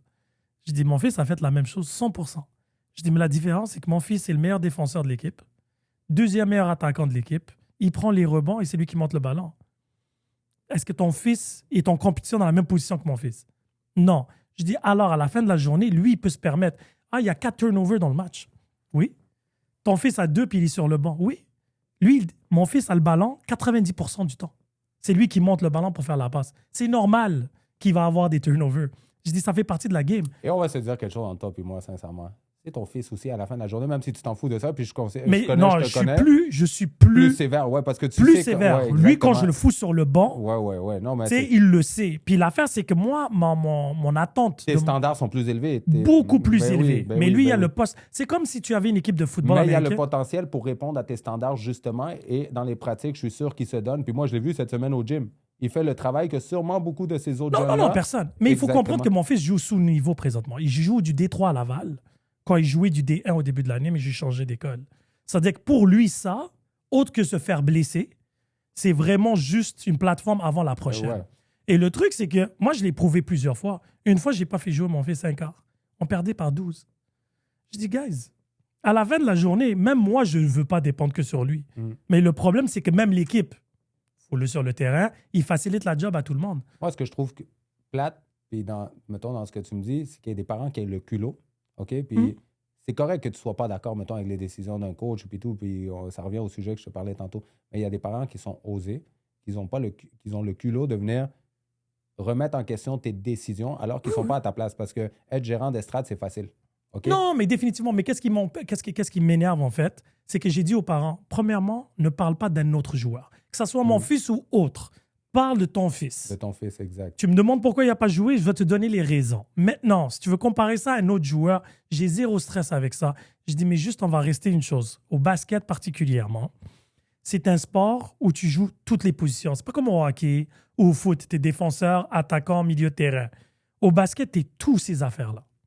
Le seul poste, bon, dans mon équipe à moi, ça peut être dans d'autres équipes, ça peut être le center, mais le point guard, c'est celui qui monte le ballon. Les 4 autres joueurs peuvent être changés comme ils veulent. Parce que c'est celui qui monte le ballon du début jusqu'à la fin, puis après. C'est comme ton quarterback. Tu comprends? Tu ne vas pas venir comparer ton running back à ton quarterback. Ah, ton quarterback a fait 4 turnovers. Pourquoi tu as changé le running back? Mais c'est même pas la même position. So, restant clair et net et précis. Et comme je dis toujours à mes joueurs, quand ils disent « Ah, mais j'aurais voulu jouer plus », pas de problème. C'est qui joue dans ta position? Qui a joué à ta position? Lui. Est-ce que tu penses que tu as performé mieux que lui? Non. Je dis, alors, viens pas me parler. C'est aussi simple que ça. Le jour que tu vas venir me voir et tu vas me dire, écoute, j'ai joué mieux que lui et lui a joué plus de minutes, là, on aura une conversation. Je dis, mais moi, je vous envoie. En plus, nous, tous mes matchs, je les filme et je les mets tout de suite dans notre groupe chat. Étudiez la vidéo. Étudiez, regardez. Moi, je souligne. Je dis ça, c'est ça les choses qu'on doit améliorer. Puis moi, c'est un corps d'équipe. Mais il y a des parents qui viennent, ah, mais là, tu es en train de jouer sur le moral de mon fils. Yo, la vie n'est pas facile, là. La vie n'est pas facile. S'ils ne jouent pas, ils devraient travailler plus fort en pratique. Mais non, qu'est-ce qu'ils font? Ils chiolent. Ils se plaignent. C'est justement le sujet. Puis cette semaine qu'on a parlé de ça, c'était là le sujet. Puis tantôt, j'en parlais avec ma femme. J'ai tellement hâte d'aller au podcast pour aller parler de ça. Puis pas aller me défouler parce que non. Défoule-toi. Mais c'est que je trouve poche, plate, pour cette jeune génération, parce que je ne veux pas dire que c'est une génération de fragiles, OK? Je ne veux pas utiliser ce terme-là, mais là, je l'utilise, OK? Donc, c'est pas que je pense que c'est fragile, mais je pense qu'ils l'ont eu plus facile de ce qu'on nous, on l'a eu. Définitivement. Okay, d'une certaine façon. Aujourd'hui, ils ont ce qu'on parlait tantôt, la récompense instantanée. Ils ont plein de moyens, d'outils technologiques, d'outils monétaires. Okay? Mais aussi des lieux sportifs et tout. Exactement. Ils ont les installations, ils ont tout pour mieux performer, pour mieux travailler, pour mieux se donner, pour mieux... Mais... Au contraire, on voit que c'est moins d'un. On aurait été dans les mêmes circonstances, toi puis moi. Moi, je pense que je serais à la télé en ce moment, dans les gros athlètes, en train de performer dans l'élite de l'élite, dans la crème de la crème, OK? Surtout avec la mentalité qu'on a, OK? Avec la mentalité. Aujourd'hui, les jeunes, tu peux plus... Moi, je dois mâcher mes mots, je dois mâcher mes commentaires avec mes équipes sportives, avec mes jeunes. Je dois... Surtout quelqu'un comme moi qui est très spontané, qui dit... tout haut, tout fort, ce que le monde y pense tout bas, d'accord? Moi, je suis quelqu'un qui n'a pas de filtre, qui dit les choses comme c'est. Puis autant que tu me vois maintenant, tu me vois dans la rue, tu me vois dans... Je suis la même personne. Je suis quelqu'un de très authentique, je suis quelqu'un de très vrai, d'accord? Puis souvent, tu verrais comment je dois me mâcher mes mots, je dois me contrôler quand je vois les jeunes performer. Souvent, la réponse que j'ai maintenant avec mon groupe de tennis, c'est que « Ah ouais, mais le tennis, c'est un sport individuel. C'est pas collectif. » Puis ils ont tout le temps des arguments comme ça. Oui, ils ont toujours quelque chose à dire. Ils ont « Ah, mais mes parents, ils payent pour ça. » Tu comprends? Mes parents, ils payent 10 000 par année pour ça. Tu comprends? Fait que j'ai toujours ce genre de commentaires qui reviennent quand moi, j'aurais voulu avoir ces mêmes opportunités-là. Puis en ayant ces mêmes opportunités-là, je pense qu'on aurait été beaucoup plus loin, puis on aurait réussi beaucoup plus de ce qu'on a réussi aujourd'hui dans la vie. Mais eux, ils ont eu la gratification instantanée. Donc, eux, ils l'ont facile. Eux, ils brisent la raquette parce qu'il est en crise sur son terrain. Ben c'est 300-400$ une raquette, là. Moi, jamais dans la vie, j'aurais osé, par une crise de colère, briser une raquette. On m'aurait tué. Ben oui, nos parents nous auraient tués. Puis c'est ça la réaction. Mais aujourd'hui, eux, c'est quoi leur punition? Va dans ta chambre, jouer au PS5, tu réfléchiras, tu feras attention la prochaine fois. Tu comprends? Donc, c'est ça qu'on est en train de montrer à nos générations. Puis comme tu as dit, le monde à l'extérieur, là, c'est un monde de loups. OK? C'est fou à l'extérieur que ça se passe. Mais aujourd'hui, on a perdu même cette peur-là, où on a perdu cette peur de les conséquences. OK? Je vais te donner un exemple. Avant, dans le temps, quand c'était plus patriarcat, puis je dis pas que c'est correct, je ne suis pas en train d'avoir des commentaires misogynes ni rien, mais dans le temps que c'était patriarcat ou dans le temps qu'une femme ou qu'un jeune parle, moi que j'aurais mal parlé à mon grand-père, là, ou que j'aurais mal parlé, ou que ma grand-mère aurait mal parlé à mon grand-père, on savait que la figure paternelle, c'était une figure d'autorité. On savait que c'était l'homme de la maison, que ça représente l'incarnation de la virilité, ça représente... Aujourd'hui, on a inversé les rôles. Le masculin s'est féminisé, le féminin s'est masculinisé. Donc, beaucoup de femmes, mettons l'interpellation de cette mère-là qui est venue me voir, moi, je verrais un gars de 2 mètres, costaud, grand, puis tout comme ça. Je vais l'approcher d'une façon courtoise. Mais le fait que tu sais qu'il n'y a pas de conséquences à tes actes, à ta façon vulgaire, à ta façon d'approcher, puis tout, puis que je veux pas elle sait très bien que je ne vais pas me lever, puis je vais dire, hey, tabarnak, à qui tu parles comme ça, puis tout, puis elle sait qu'il n'y aura aucune conséquence, ça leur permet d'aller un petit peu plus loin, ça leur permet de dépasser des limites qui sont le respect, qui sont les valeurs inculquées. Donc, ces jeunes-là aussi, moi, envers moi, souvent, là, les commentaires, comme je te dis, c'est des commentaires que pour de vrai, entre toi et moi, là, moi, j'aurais parlé comme ça à ma mère ou à mon père, là, ou à n'importe quelle figure d'autorité que ma mère m'aurait entendu parler comme ça, j'aurais mangé une estie de volée à la maison. Puis je te dis pas que c'est peut-être la solution. Mais j'avais cette crainte ou cette peur. Ou des conséquences. Des conséquences. D'accord? Puis aujourd'hui, les jeunes, non. Ah, ben, viens, mon fils, on va parler, on va regarder, c'est quoi? L'affaire, c'est que quand ils vont arriver sur le marché du travail, quand ils vont arriver vraiment à affronter la vraie vie à l'extérieur, parce que la vie, elle est cruelle. Pour nous, elle est peut-être rendue un peu plus facile parce qu'on a déjà fait tout le travail de sacrifice. On a déjà travaillé tout le mental. Moi, pour moi, la vie, c'est j'enjoy, tu comprends? Mais j'ai déjà fait le travail chien, j'ai déjà j'ai créé ma personnalité. Et t'as les cicatrices, t'as l'expérience. Exactement. Mais ces jeunes-là, c'est quoi? Les parents, ils ont toujours donné la validation, ils ont toujours donné l'acceptation, ils n'ont pas eu de conséquences. Ils ont fait une étude, OK, récemment. Ils ont pris un enfant, en fait, un paquet d'enfants. Ils ont pris 100 enfants, puis ils se sont dit, pendant 30 ans, on va leur donner de la validation et de l'acceptation. Aucune conséquence, aucune réprimande. OK? Pendant 30 ans, il y a des psychologues mondiaux. Ils ont suivi ces enfants-là pendant 30 ans. À 30 ans, ils les ont laissés par eux-mêmes. On s'est rendu compte que, le taux de toxicomanie parmi ces enfants était éclaté. Les taux de dépression, anxiété et tout. Parce qu'ils arrivaient sur le marché du travail où ils arrivaient à affronter la vie. Puis là, ils avaient le boss qui leur dit « Hey, ton travail est mal fait, c'est pas comme ça, puis tout. » Fait que là, ils rentraient dans une crise de dépression, d'anxiété, que personne ne les validait, que personne ne les acceptait, puis tout. On s'est rendu compte que leur trouble de comportement était beaucoup plus altéré. Il était beaucoup... Vis-à-vis les enfants qui avaient eu une figure d'autorité, des enfants qui avaient été réprimandés, qui avaient été disciplinés, puis tout, c'est des enfants qui réussissent parce qu'ils sont prêts à affronter la vie. Moi, je le dis à ma fille, des fois, tu sais, on pourrait dire aujourd'hui, tu fais du bully à tes enfants. Mais si moi, je fais du bully à ma fille, puis elle est habituée à mon bully, quand ils vont lui en faire à l'école, elle va rire. Elle va dire, mon père faisait pire. Ah oui. Elle va être affrontée, là. Moi, les volets que j'ai mangés de ma mère, là, crois-moi qu'il n'y a aucune volée que j'aurais pu manger à l'extérieur qui aurait été pire que ça. Donc, ça m'a préparé, ça m'a affronté. Mais les jeunes d'aujourd'hui, ils n'ont plus ça. Puis même la société, au niveau global, la société, moi, je donne une tape à ma fille, puis quelqu'un me voit, c'est la DPJ qui s'occupe. C'est presque plus nos enfants. Ça appartient au système, ça appartient Mais ça appartient au système. Ça appartient au système. 100%. Ils nous les louent. Exactement. Et c'est nous qui payons toutes les charges. Ouais, exactement. Donc, si moi, quelqu'un me voit agir de cette façon, ben, demain matin, j'ai un travailleur social qui vient cogner à ma porte. Mais ce qu'elle ne verra pas, la travailleuse sociale, c'est tout le pain que j'ai mis sur la table de ma fille, tous les sacrifices de me lever à 4 heures du matin pour aller travailler, pour qu'elle réussisse, pour qu'elle aille bien, puis tout. Mais on va voir comme, il a été méchant parce qu'il a réprimandé, puis il a fait... Non, je suis en train de discipliner une petite fille. Parce que moi, plus tard, on a déjà parlé, moi, je crois beaucoup en Dieu. Puis je crois beaucoup en la parole de Dieu, puis je crois beaucoup en ses valeurs à véhiculer. Moi, je veux que ma petite, elle suive ces valeurs-là, puis qu'elle véhicule, parce que je veux laisser... C'est pas quel genre de planète qu'on laisse à nos enfants, c'est quel genre d'enfant qu'on laisse à notre planète. OK? Donc, moi, c'est ça que je suis en train de faire, puis je suis en train d'éduquer, puis je pense qu'éduquer le monde à travers, que ce soit l'activité physique, à travers des valeurs, à travers les valeurs religieuses, la spiritualité, ou peu importe, ce que tu es en train de faire, c'est laisser un meilleur être humain. Tu es en train de véhiculer du positivisme et de l'énergie de bien. Donc, je suis en train d'œuvrer le bien. On le sait tout en dedans de nous, conscient ou inconsciemment, c'est quoi qui est bien, c'est quoi qui est mal. C'est comme la nourriture. On sait tout très bien qu'est-ce qui est bon, qu'est-ce qui n'est pas bon. Un pogo, tu le sais que c'est pas bon. OK?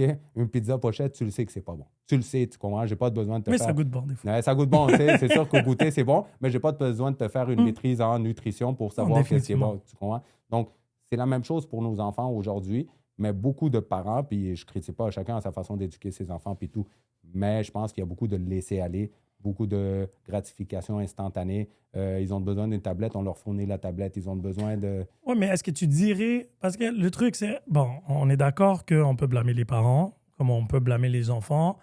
Moi, j'ai l'impression que les nouveaux parents ne savent pas comment être parents, premièrement.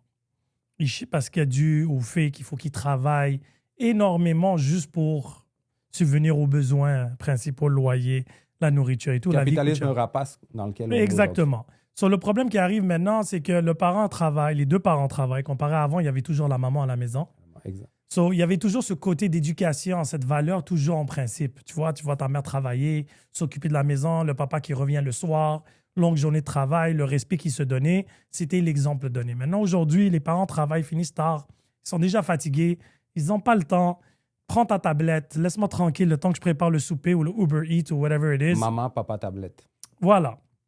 Et ça, malheureusement, je ne blâmerai pas les parents. C'est un peu les erreurs des circonstances. Surtout si tu ne prends pas une minute pour réfléchir et voir les possibilités des séquelles à long terme.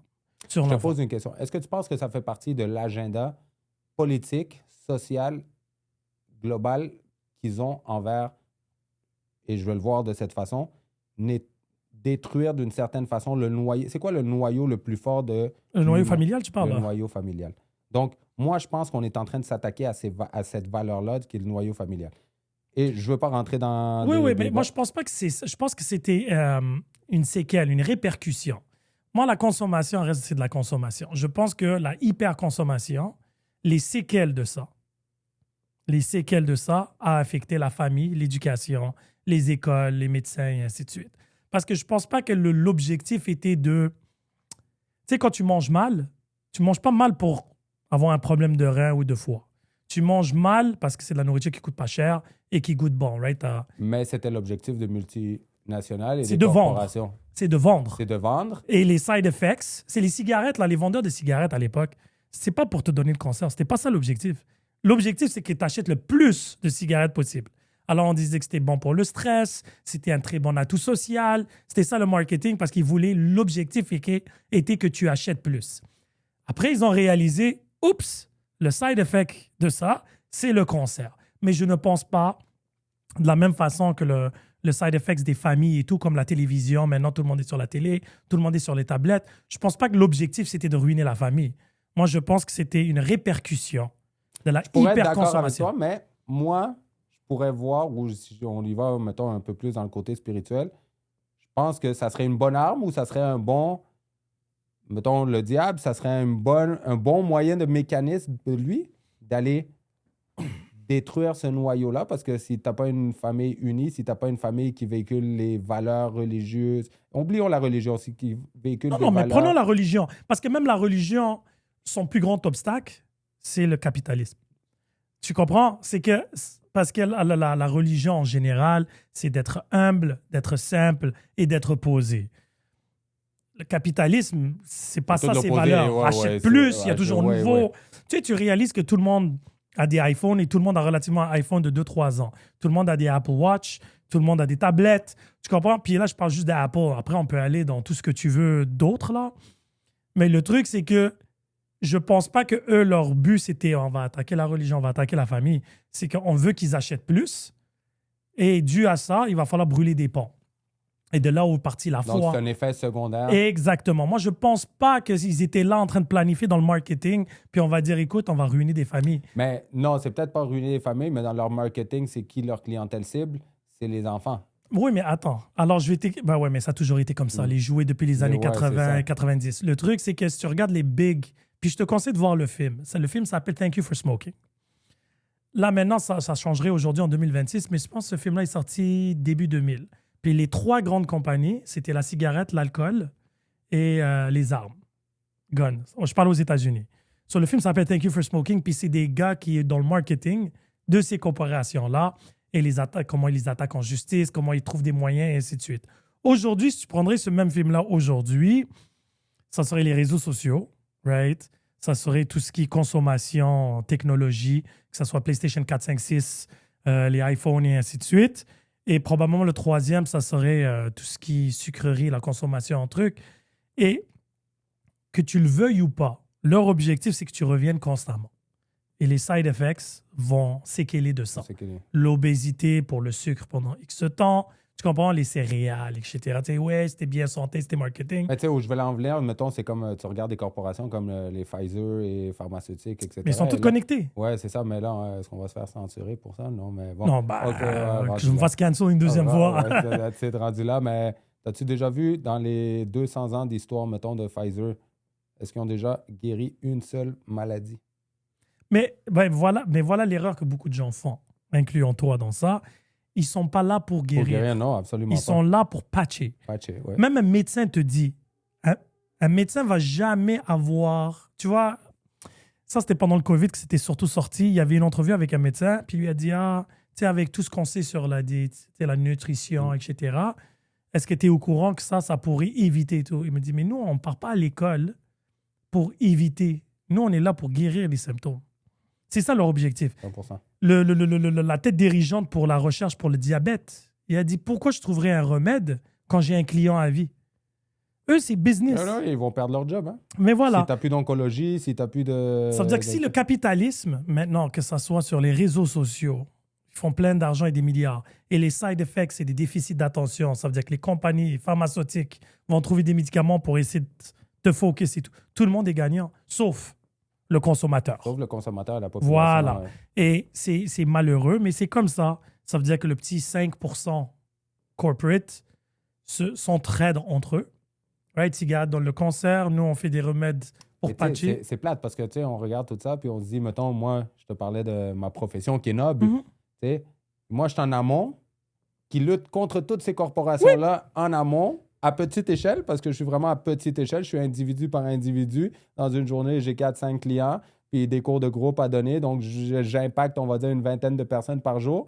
À petite échelle, j'essaie de véhiculer toutes ces idées contraires-là. Donc, j'essaie de véhiculer à travers l'activité physique parce que pour moi, c'est la meilleure chose qui existe, c'est la meilleure pilule, c'est le meilleur remède pour lutter contre la dépression, pour lutter contre tout ça, pour te discipliner, pour te forger, pour forger un caractère. Et là, nous, on doit lutter contre toutes ces big corporations-là, qu'eux, ils ont des équipes de marketing que, justement, comme tu viens de dire, qui travaillent tout ça. Donc, c'est pour ça que, tu sais, quand on s'est parlé cette semaine, moi, je t'ai dit, moi, maintenant, ce que j'ai fait, c'est que j'ai embarqué dans le côté spirituel vraiment à fond. Donc, j'ai essayé de mettre... J'ai dit, moi, je peux plus avec toute cette charge-là parce que c'est dur, même moi, comme coach. J'imagine. Comme coach, souvent, nous, on nous voit avec un sourire. Puis quand je te disais que le monsieur, il m'avait dit, tu sais, perds pas ton sourire, puis tout. Mais ils savent pas que, mettons, moi, quand je rentre sur le plancher, boum, je fais mon sourire. Mais en réalité, quand je finis, puis tout, je suis épuisé, je suis fatigué. C'est un échange d'énergie. J'ai la charge de chacun des clients qui me parlent, qui ont leurs problèmes, parce qu'on devient aussi comme un ami, un psychologue, puis tout. Donc, mais moi, je suis obligé de toujours sourire.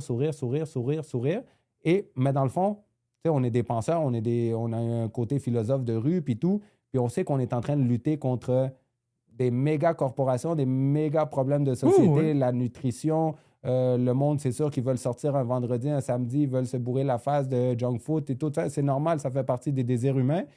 Mais là, moi, ce que j'ai fait, c'est que j'ai mis toute cette charge-là, je l'ai mis dans les mains de Dieu, OK? Parce que je me suis dit, moi, tout seul, je suis plus capable. Donc, ce que je vais faire, c'est une personne, un individu à la fois. Je vais mettre la charge, parce que dans la Bible, ça dit que quand tu es charge, quand tu as le lourdeur puis tout, tu peux le reposer sur lui. Il est là pour ça. Donc, c'est une certaine façon. Mais tu sais, c'est très dur d'aller contre le système. Puis c'est pas d'aller contre le système nécessairement, mais toutes ces idées-là qui sont véhiculées. Puis je remercie, puis je sais pas, je te dis, c'est peut-être un effet surnaturel ou c'est des affaires qui se font. Ça fait beaucoup de mois que j'ai cette idée-là de déposer la charge. Dieu. Et là, tu regardes John F. Kennedy Jr. aux États-Unis, qui vient d'inverser la pyramide de la nutrition, qui vient de mettre de l'avant l'activité physique, qui sont en train de retourner à des standards dans le temps de son père, où tous les élèves des écoles nord-américaines étaient en forme, ils étaient fit, il n'y avait pas de problème de santé, le budget alloué à la santé. Tu penses que c'est pour ça qu'il a fait ça? Non, c'est sûr qu'il y a On des est d'accord intérêts. que je vais te poser une simple question, puis ça va être facile à répondre. quand on parle wellness, le gym et tout, on est d'accord que l'équipement, les vêtements, c'est rendu exagéré. Le merch. Tu sais, Nike, s'ils sont derrière tout ça, puis ils se disent, écoute, on sort notre nouveau modèle de, je sais pas, Mais leggings. au moins, c'est pour quelque chose de positif, si on peut dire ça. Mais comme tu peux ça. toujours trouver du positif. Même le médicament qui compresse ton diabète, au moins, tu meurs pas de la maladie. Tu vois, on peut faire ce travail sur tout. Mais je pense qu'à la place de ce médicament-là, si on te prescrit d'aller t'entraîner dans le gym, puis on peut révertir ton diabète d'une certaine façon parce que c'est prouvé scientifiquement, ça a beaucoup de PV. Moi, je préfère que, mettons, un Nike essaie de me vendre du merch, mais que derrière ça, tu veux que le monde s'entraîne, puis que tu vas louer des subventions pour que le monde s'entraîne, puis tu vas... que dans les écoles, mes enfants, ils vont plus, même si c'est, mettons, je sais pas, on va dire que la compagnie Salade Plus, c'est eux qui vont faire de l'argent, ben je préfère que ma fille mange dans une école des salades à que... Regarde, toi, tu regardes bien ça, OK? Tu vas aller au gym. Juste te donner une idée d'un nouvel athlète, un nouveau client. Le merch, Nike et whatever, Lululemon et tout. Là, tu as un Apple Watch, right? Pour les ton montres, rythme cardio et tout. Tes bouteilles.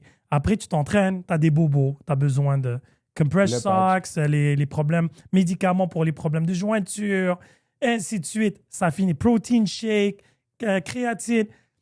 Tout le monde. Toi, tu penses que toi, c'est cute parce qu'ils t'ont mis ça dans un contexte de ta santé. Mais toutes ces compagnies-là, là, ils sont en train de rire puis ils sont contents. Ils sont heureux. Voilà. Non, c'est sûr qu'ils sont heureux. Ils ont juste remodelé. Tu sais, maintenant, le sucre et tout, ça marche plus. Pas de problème. On va dériver vers les suppléments, vers... Tu sais, même le plastic surgery aujourd'hui. Même si tu t'achètes un patch, mettons, pour les genoux, puis parce que tu as mal, puis que tu as le merge de Nike, puis tout, blablabla. Mais mettons, tu as fini une séance d'entraînement de 2 heures, puis là, tu es patché, tu as acheté le merge, tu as été dans le monde de consommation. Mais je pense que ce 2 heures-là d'activité physique que ça t'a fait, ça la build un meilleur caractère de toi, ça la build une discipline en toi, ça l'a forgé quelque chose de tangible et de positif à... Je te donne une pilule pour lutter contre le diabète, OK, ou pour lutter pour tout ça, mais tu te retrouves dans une salle d'urgence à chaque 2 mois parce que tu n'es pas capable de contrôler ça, tu continues à mal manger, puis tout. Moi, je vois, mettons, la salle d'urgence comme un endroit beaucoup plus négatif, beaucoup plus lourd émotionnellement, physiquement, spirituellement, que vis-à-vis la salle d'entraînement où tu me vends tout le merch que tu veux, tu sais. Tu penses que ces compagnies-là, ces entreprises-là, leur objectif, je vais carrément te le dire, c'est de te garder le plus longtemps vivant. Oui. On est d'accord. 100%. Ça veut dire que si maintenant je peux te vendre des pilules et te faire entraîner pour que tu puisses consommer plus longtemps, c'est très, très bien. Tu comprends? C'est que malheureusement, on est Je trouve que c'est plus noble, en tout cas. Je trouve que oui, non, mais toi, tu peux être positif. Mais à la fin, tu sais, quand tu sors assez loin de l'image, tu vois tous les corporatifs derrière tout ça, puis tu réalises à un moment donné quand la même compagnie qui te vend du coke, c'est celle qui te vend de l'eau, right? Qui te vend du vitamin water, qui te vend... C'est qu'à un moment donné, là, ils ont tellement tout pris. Ouais, non, puis ça va continuer à faire ça. Mais c'est pour ça que je disais tantôt, moi, mettons, je le voyais à petite échelle. Moi, j'essaie de sortir tout ça, puis mes clients, mon monde, puis tout, j'essaie de sortir. Oui. Moi, tu me regardes, puis j'ai pas de merch sur moi, j'ai pas de marque commerciale, j'ai pas de rien, je suis pas adhéré. Moi, je suis un adepte. Oui, mais t'es l'exception, t'es pas la norme. Ouais, c'est ça, exactement. T'sais. Ces compagnies-là, ils font pas des milliards et des milliards, ils te sortent un Apple Watch à chaque année. Ouais. Non, puis c'est pas avec un gars comme moi qui font de l'argent, c'est ça. Moi, puis au contraire, pour eux, on est peut-être les personnes qui sont usées parce que notre discours est différent, puis tout. Mais bon, si toutes ces compagnies-là et ces marques-là, maintenant, ils m'emmènent plus de clients au gym, puis ça me ramène plus de monde, puis ça va me faire plus de wellness. À la fin, tant mieux, parce que moi, après, choisis tes batailles. Ouais, exact. Voilà, non, mais ça, je suis tout à fait d'accord. Mais qui change l'échelle, gars, à l'envers ou diagonale ou tout, dis-toi juste une chose. Mais au moins, le message est différent, tu sais. Le message... Oui, mais ça va changer tout le temps. Ouais, ça va changer. C'était le message des années 60. Tous les monsieur muscles, naturels, trucs, entraîne-toi, c'est sexy, c'est beau. Mais je te donne un exemple, OK? On a eu ici un ministre de la Santé, Barrette, dans le temps, un petit gros lard, OK? Oui. Puis là, on va être censuré encore. Non, fuck that, ouais, vas-y. Un petit gros lard, d'accord? Qui venait... Ou même quand ils nous ont fait le COVID, là, qui sortait, la ministre de la Santé était obèse, OK? Moi, tu penses que je vais prendre des recommandations de toi, madame obèse, vis-à-vis le petit bonhomme de 70 ans là, qui vient de sortir à la télé, John F. Kennedy Jr., là, qui fait des pull-ups puis qui est en shape, puis qui me parle, qui est ministre de la Santé, puis que là, il me message un véhicule, même s'il est payé par Nike ou toutes ces corporations-là. Moi, je vais plus avoir tendance à écouter... Mais c'est du marketing. C'est du marketing, 100%. C'est du marketing. Il y a une raison pourquoi les stars vendent de l'équipement, du maquillage et ainsi de suite. Mais, tu sais, moi, j'aurais préféré, mettons, je sais pas si tu as déjà vu cette image-là, Arnold Schwarzenegger, t'as le fils qui a vécu avec Arnold Schwarzenegger, puis t'as l'autre fils qui a vécu avec la mère. Moi, tu me fais choisir, j'aurais préféré vivre avec mon père puis être en shape comme le fils qui a vécu avec le père, qui est le petit gros qui a vécu avec la mère. Moi, je poserais juste la question, qui est le plus heureux des deux?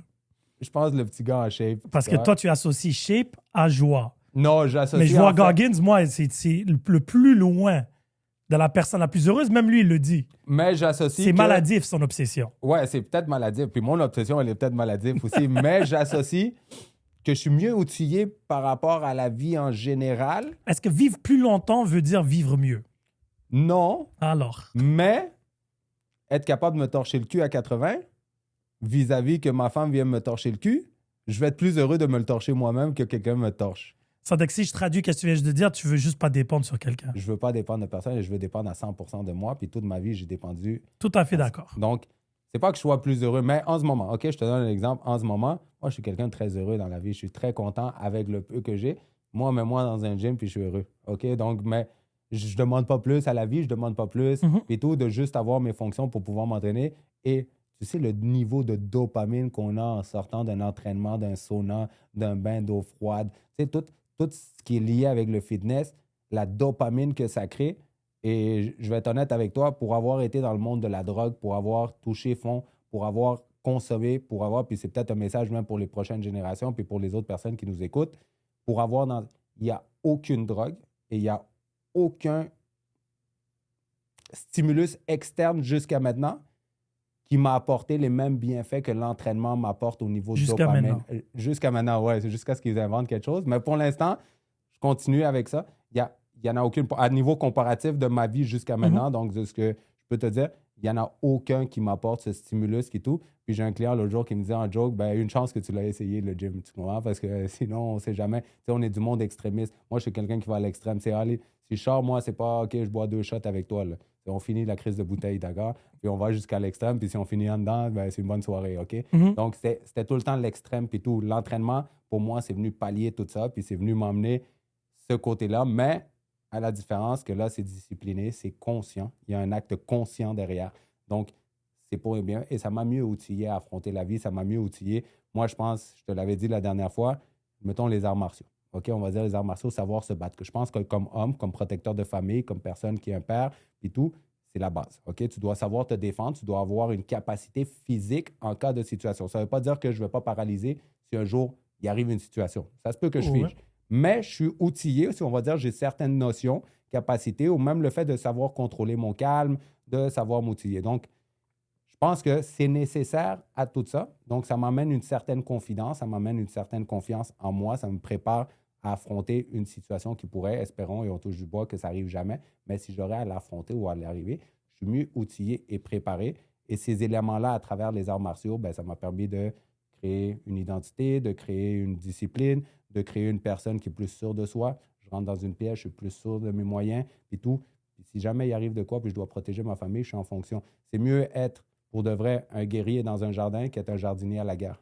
Oh oui, ça c'est... Donc, c'est un proverbe japonais, ça. Oui, c'est ça, un proverbe japonais. Donc, c'est pour ça, puis on en parlait aussi, le samouraï interne en dedans de toi, il doit toujours écouter des bons messages de toi et toujours parler en bien. Donc, si tu es capable si tu sais que tu es capable de performer dans un gym, tu as tes 2 jambes, tu as tes 2 bras, tu as ta tête sur tes épaules, que tu es capable de bouger, puis tout, pourquoi pas utiliser ton corps comme un temple? Pourquoi pas l'utiliser à ton avantage? Pourquoi pas l'utiliser pour sortir tous les bienfaits que tu peux sortir de ton corps? Donc, c'est pour ça que oui, je suis peut-être rendu à l'extrême de l'entraînement, puis c'est une obsession, puis tout, mais c'est une obsession saine. Mais c'est une belle obsession à avoir. C'est une belle obsession à avoir, tu sais, comparé, puis je m'en fous qu'on me vende du merch, puis je m'en fous qu'on me vende toutes ces idées-là, puis tout.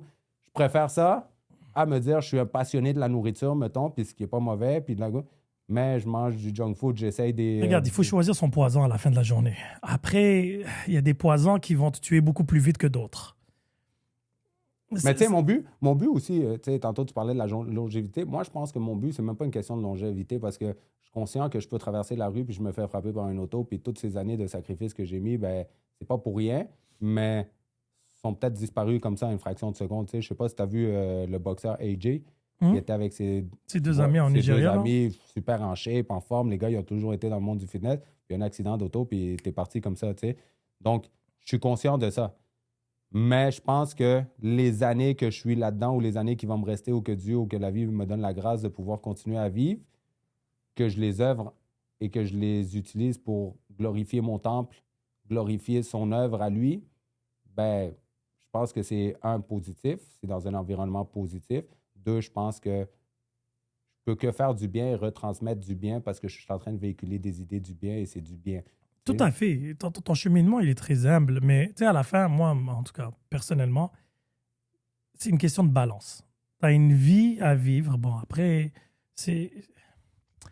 je pense pas qu'il y a de... Dans les extrémités, oui, mais dans la zone grise, il n'y a pas de bonne ou mauvaise façon. À la fin de la journée, tu as une vie à vivre.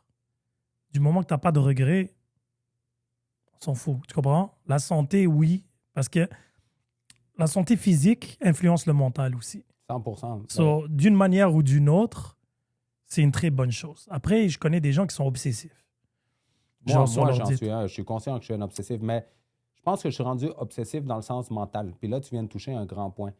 OK, le physique, en toi puis moi, je me regarde dans le miroir, je suis très fier de ce que j'ai accompli. OK? Puis le monde, c'est facile à dire, ce gars-là, il se dope. Ou ce gars-là, si. Mais il ne voit pas les 17 années là où ça fait, je travaille 6 jours par semaine, je me casse le cul, je m'entraîne 2-3 fois par jour, je fais des jeûnes, je fais du sauna, je fais du jacuzzi, je travaille des 15 heures par jour. Je travaille comme un esti de chien, OK? Les dernières années, je rentrais dans des rings, je me cassais la gueule avec du monde, je sortais en sang. Tu penses que c'est agréable d'avoir les articulations en feu, te lever, maganer. Toutes ces 17 dernières années que j'ai consacrées à ça, d'accord? C'est du gros sacrifice mental, physiquement. Mais là, plus que le physique, oui, parce que c'est beau esthétiquement, puis c'est beau le miroir, c'est juste ma femme qui en profite. Tu comprends? Parce qu'à part de ça, c'est juste ma femme qui en profite, tu comprends? Donc, moi, c'est plus ça, là. Là, je suis rendu au niveau mental. Puis même, on va plus loin. Tantôt, je te l'ai dit. Je suis rendu au niveau spirituel parce que le mental, je pense que j'ai déjà forgé le niveau mental. Je pense que j'ai déjà la résilience, être capable de résister 5 jours sans manger. C'est pas n'importe qui. Puis en m'entraînant, puis en faisant, j'ai déjà atteint cette résilience, ce niveau de discipline, cette capacité. C'est déjà quelque chose qui est pas inné, mais qui a été acquis. Qui est devenu naturel. Qui est devenu naturel. Maintenant, il manquait la phase spirituelle. Et là, c'est là que je suis rentré dans un nouveau monde transcendantal, si on peut dire. Et c'est un passage aussi. Tu veux des résultats transcendantaux dans ta vie ou tu veux des conversations transcendantales ou tu veux des résultats transcendantaux, fais des œuvres transcendantales. OK? Et là, le jeûne, je t'ai parlé que j'ai fait beaucoup de jeûnes. J'en ai fait un dernier la semaine passée, 72 heures. Et celui-là, je l'ai complètement fait spirituel. OK? Donc, je suis allé plus de là. J'ai fait des batailles spirituelles. J'ai travaillé à ma façon de prier, dans ma façon d'œuvrer pour l'œuvre de Dieu, si on peut dire, à travers ma personne, à travers mon physique et tout. Donc, là, je suis allé plus. Et là, j'ai eu des réponses spirituelles. Et là, j'embarque dans un nouveau chemin.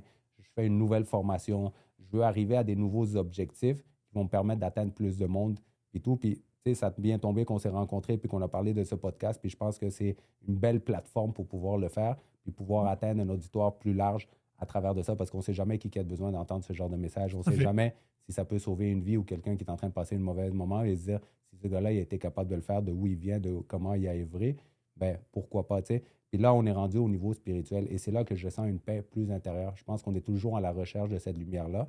Et là, moi, je l'ai vu à travers l'activité physique que je suis capable de faire ça. Tu sais, puis je te le disais, d'entre mes sets, mes séries, mes répétitions, généralement, le monde, qu'est-ce qu'ils font dans un gym? Tu le vois? Ils sont sur le téléphone, ils sont en train de faire quelque chose d'autre, ils sont en train de regarder le timer, ils sont en train d'écouter la musique, c'est correct. Moi, maintenant, ce que je fais, c'est que je donne la gloire et je donne tout ce que je peux dans ce moment-là de prière, de moment de connexion avec l'au-delà. Que ça soit Dieu, que ça soit Allah, peu importe c'est quoi ton cheminement, peu importe c'est quoi ta religion et tout. Moi, ce que j'ai fait, c'est que j'ai transmis ça au niveau spirituel parce que je pense que c'est une des 3 branches qui me manquait. Mais ça t'apporte quoi de plus exactement? OK. Il y en a peut-être qui vont dire que c'est des discours de fous, mais les fous font les chemins que plus tard tracent les scientifiques. D'accord? Je pense que, le fait que je fais ça puis que je donne ça à quelque chose de supérieur de moi, je suis en train de travailler sur mon ego. D'accord? Parce que je suis plus sur mon ego personnel de dire c'est moi, c'est grâce à moi, c'est grâce à... Je suis en train de me donner ça, la gloire à quelqu'un d'autre, à une force supérieure. 2, voilà, et le monde qui nous entend, l'auditoire, puis tout, ils peuvent le voir comme ils veulent. OK? Mais je pense que mon taux de non-blessure et mon taux de récupération physique est en train de s'associer grandement à ça. D'accord? Parce que je peux dire qu'avant, vis-à-vis une personne déconcentrée et qui n'était pas en train de... Oui, j'étais dans le monde du fitness, oui, j'étais un passionné, oui, j'étais obsédé, mais je n'étais pas focus ou donné à 100% vers ce côté-là. Donc, mon risque de blessure était plus augmenté, mes risques de bobo étaient plus augmentés, ils étaient Ça veut dire qu'il y a une corrélation directe entre ta foi et ta récupération et ton manque de blessure. Et le fait que ça me permet de faire 2 workouts par jour, le fait que ça me permet de revenir, de travailler des 15 heures par jour, on dirait que j'ai plus cette charge, moi, physique, mais c'est quelqu'un d'autre qui est en train de tenir cette charge-là. C'est quelqu'un d'autre qui est en train de m'aider à pallier ou qui est en train de me donner une force surnaturelle pour pouvoir pallier à tout ça. Donc, pour pouvoir aller plus au-delà. Et entre mes sets, ça a l'air banal, mais 1 minute et demie là, entre tes sets, que tu donnes la gloire à Dieu, puis que tu remercies, puis que tu sois fier, puis que tu sois dans un moment de gratitude, on va même plus au-delà. Oublions l'aspect spirituel, l'aspect de Dieu, puis tout. C'est juste de remercier pour ce que tu as. Tu as 2 jambes, 2 bras qui sont... Tu as la capacité, tu as une force de l'univers qui t'a donné la capacité de pouvoir lifter une barre de 225 livres, puis de pouvoir la bencher, puis de pouvoir la... Pourquoi ne pas remercier? Qu'est-ce que ça me coûte de remercier? Je te donne un exemple. Tous les soirs, ce que je fais, c'est que je prends un cartable ou un livre ou un cahier de notes, puis je remercie pour 3 choses. J'écris 3 choses pour lesquelles je remercie. Qu'est-ce que ça l'a fait? C'est que ça a créé une habitude de remerciement. Dans mon quotidien, un moment donné, on va dire rendu à la 48e journée, tu n'as plus d'idée de remerciement parce que tu as tout remercié. 48 fois 3, tu as remercié comme pour 150 choses. Là, tu te demandes, OK. Mais ça fait que dans ta journée, tu es en train de penser à quoi d'autre je peux remercier. Et là, tu rentres dans un esprit de gratitude. C'est pas la même chose d'être dans un esprit de demande, de demander à la vie, « Ah ouais, je veux une nouvelle voiture. Ah ouais, ça va mal à la job. Je voudrais que tu enlèves de mon chemin tel collègue de travail. » Puis tout, tu sais. Là, on rentre dans du « Merci pour les collègues que j'ai. Dieu les bénisse. Donne-leur la sagesse, OK, pour qu'ils soient des meilleurs individus puis qu'ils s'arrêtent de me casser les couilles. » Tu rentres plus dans un esprit de gratitude. Puis des fois, je dis en niaisant à mes clients quand ils sont comme « Ah, désolé du retard. » Je dis « Non, à la place, ça serait mieux de dire « Merci de m'avoir entendu. » Oh oui, définitivement. Donc, on rentre dans un esprit de gratitude, puis on rentre dans un... Et tu verrais la paix que ça m'amène intérieur. Moi, je te dis à niveau personnel, je ne te dis pas que ça s'applique pour tout le monde. C'est comme quand on parlait des jeunes. Mais il y a du monde qui me dit « Ah, est-ce que tu penses que je devrais le faire? » Non, ça, c'est propre à chacun. Moi, je ne te dirais pas de le faire. OK? Oui. Commence avec 24 heures si ça te tente, puis tout, puis nomme pas mon nom si jamais il arrive de quoi. Tu comprends? Ça, c'est... Je ne peux pas être responsable. Ouais, je ne peux pas être responsable. Ça, c'est à toi. Mais moi, je peux te dire que dans mon cas, ça m'apporte une paix. Parce que j'ai toujours été quelqu'un extrémiste, j'ai tout le temps été quelqu'un, puis souvent, j'ai cherché cette paix-là à travers la drogue, OK, ou à travers d'autres véhicules. Mm-hmm. Ça peut être la pornographie, ça peut être les femmes, l'addiction. Tu comprends? Donc, moi, si j'ai pu trouver cette paix-là à travers l'activité physique, puis à travers ces moments, justement, de connexion spirituelle et tout, là, dernier jeûne que j'ai fait, je suis habitué à faire des jeûnes. Là, j'ai fait 2 entraînements par jour. J'ai travaillé des chiffres de 15 heures, OK? J'étais dans le sauna. Je suis allé dans le sauna, 15 minutes. J'ai dit 15 minutes. Tu verrais la bataille spirituelle laquelle je menais. Là. Mes démons qui me disaient « Sors d'ici parce que tu vas mourir dans pas long. » OK? Je suis déshydraté, je suis au bord du burn-out. Puis 2, ma foi qui continuait à me dire « Non, tu es capable. » On est juste à la moitié du processus. Là. On n'a rien fait encore. Là. Mais quand tu vas sortir d'ici, tu vas sortir tellement grandi que c'est ça qui va valoir la peine. T'sais? Fait que c'est là que je te dis. Puis moi, ça m'a permis, puis je me sens beaucoup plus tranquille. Aujourd'hui, j'étais à l'église. J'ai l'impression que le pasteur qui est devant, qui parle, il envoie un message. Des fois, on dirait que c'est dirigé vers toi sans le savoir ou tu le... Mais eux, ils interprètent d'une façon selon leur environnement, selon leur connaissance, selon comment ils ont vécu leur vie, leur expérience de vie. Mais c'est beau parce que nous, on pense tout savoir. On pense qu'on est IA, tu comprends? On a une certaine arrogance qui vient. On a une certaine arrogance qui vient, puis on peut l'accepter, puis tout.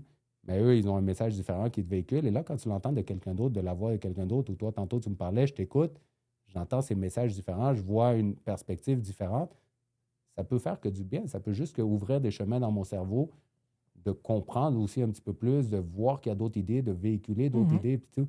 Il y a une série sur Netflix qui est sortie là, d'un gars qui a 24 personnalités. C'est comme le film Split. Puis là, il a commis des crimes en 78 aux États-Unis, puis tout. Puis tu verrais dans les entrevues que les psychologues font avec lui, le gars, il est là, boum, ses yeux, ils changent. Boum, là, c'est Arthur qui te parle. Boum, là, ses yeux changent. Là, c'est Tommy qui parle, que c'est lui qui a fait les crimes, puis tout. Fait que là, tu regardes que le cerveau a une capacité que même la science aujourd'hui ne s'explique pas. Tu comprends? Le cerveau, c'est une machine incroyable, comme elle peut être très nocif.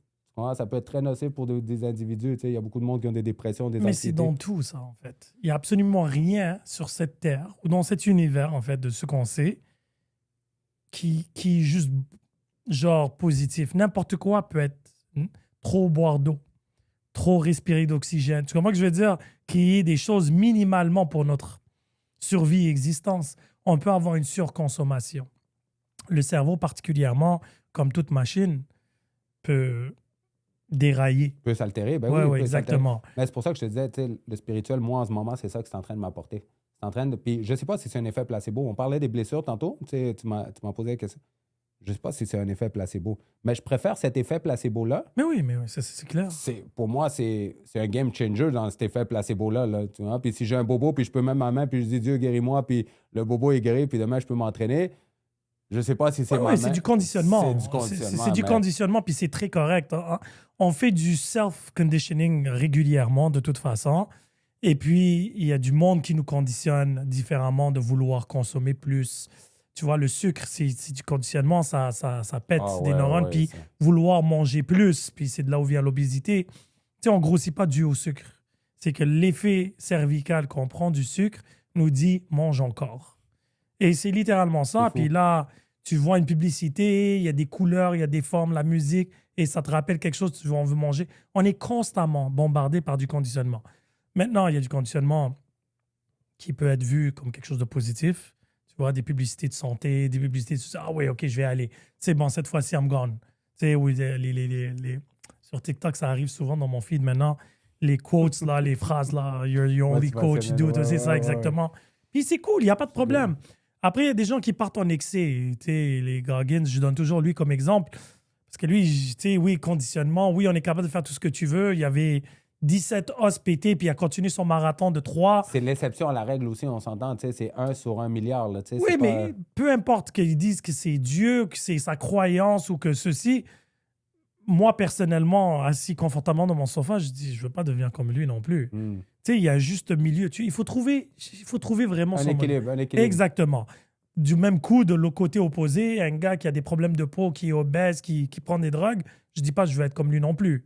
Tu comprends? J'ai essayé de me retrouver un peu dans un... C'est ce qu'on disait la dernière fois, c'est un 80-20 aussi. Tu sais, ta vie, ça doit être un balancement. Moi, je te dis pas que... Tu sais, puis je suis coach, puis je te dis pas que tu vas pas me voir au B12 une fois de temps en temps. Tu comprends? Tu sais, moi aussi, là, je sais c'est quoi les désirs, puis je suis sorti, puis j'étais un gars qui a consommé de l'alcool, puis je m'entraînais quand même, puis tout.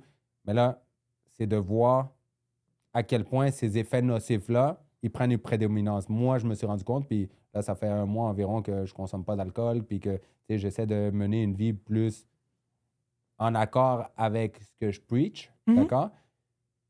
C'est sûr que des fois, j'ai la tentation, j'ai le désir de sortir, j'ai des amis qui sortent, puis tout, j'ai envie, ça me redonne envie, puis tout. Mais là, c'est après, regardez, on est des pères de famille. Est-ce que j'ai envie d'être poqué? Là, ça nous prend 3 jours de récupération, là, tu sais. Là, 3 jours de récupération où je suis poqué au gym, où je performe moins bien, où ça ne me tente pas, où les résultats physiques sont moins là, où ça peut m'éloigner de ma connexion justement spirituelle dans laquelle je veux œuvrer puis travailler. Est-ce que ça vaut la peine? Là, c'est peser les pour et les contre. T'sais. Définitivement. Après, il faut trouver le juste milieu. Moi, je prends un verre une fois de temps en temps, ne m'affecte pas du tout. Exact. Moi, c'est plus si je sors tard et je dors pas assez. Dors pas, ouais. Ça a beaucoup plus d'effet dans ma vie à moi. Je peux pas dire que c'est pour tout le monde sur ma routine de tous les jours que de l'alcool. Parce que je bois jamais pour me saouler. Nous, on est dans un podcast en ce moment. Écoute un podcast, je vais t'envoyer le lien. Ça s'appelle Project Podcast. Nova Project Podcast, OK? Puis ils font venir un neurochirurgien, une éminence des États-Unis, OK, dans la neurochirurgie. Le gars, il est d'origine espagnole. Le gars, c'est une éminence dans son domaine, d'accord? Et lui, il parle des éléments fondamentaux pour arriver à la longévité. Lui, il dit, on est capable, dans les prochaines années, avec certaines méthodologies scientifiques, certaines méthodes technologiques d'aujourd'hui, on est capable d'arriver à un âge de 150 ans. Donc, les prochains humains vont être capables d'arriver à 150 ans, puis tout, si on respecte certains facteurs. Et lui, il dit, un des facteurs, un des piliers fondamentaux, la nutrition, évidemment, l'entraînement, qui est un autre, et il dit le sommeil. Il dit, lui, c'est le grand négligé, parce que le monde, il pense que non, le monde, il n'en parle pas, mais le grand récupérateur, celui qui te permet de régénérer, récupérer, de reposer ton cerveau, canaliser ta respiration, ta digestion, etc., il dit, c'est le sommeil. Et aujourd'hui, dans le monde qu'on est aujourd'hui, de scrolling illimité, OK, parce que tout le monde scroll illimité. Oui, le blue light et tout, là. Le blue light et tout.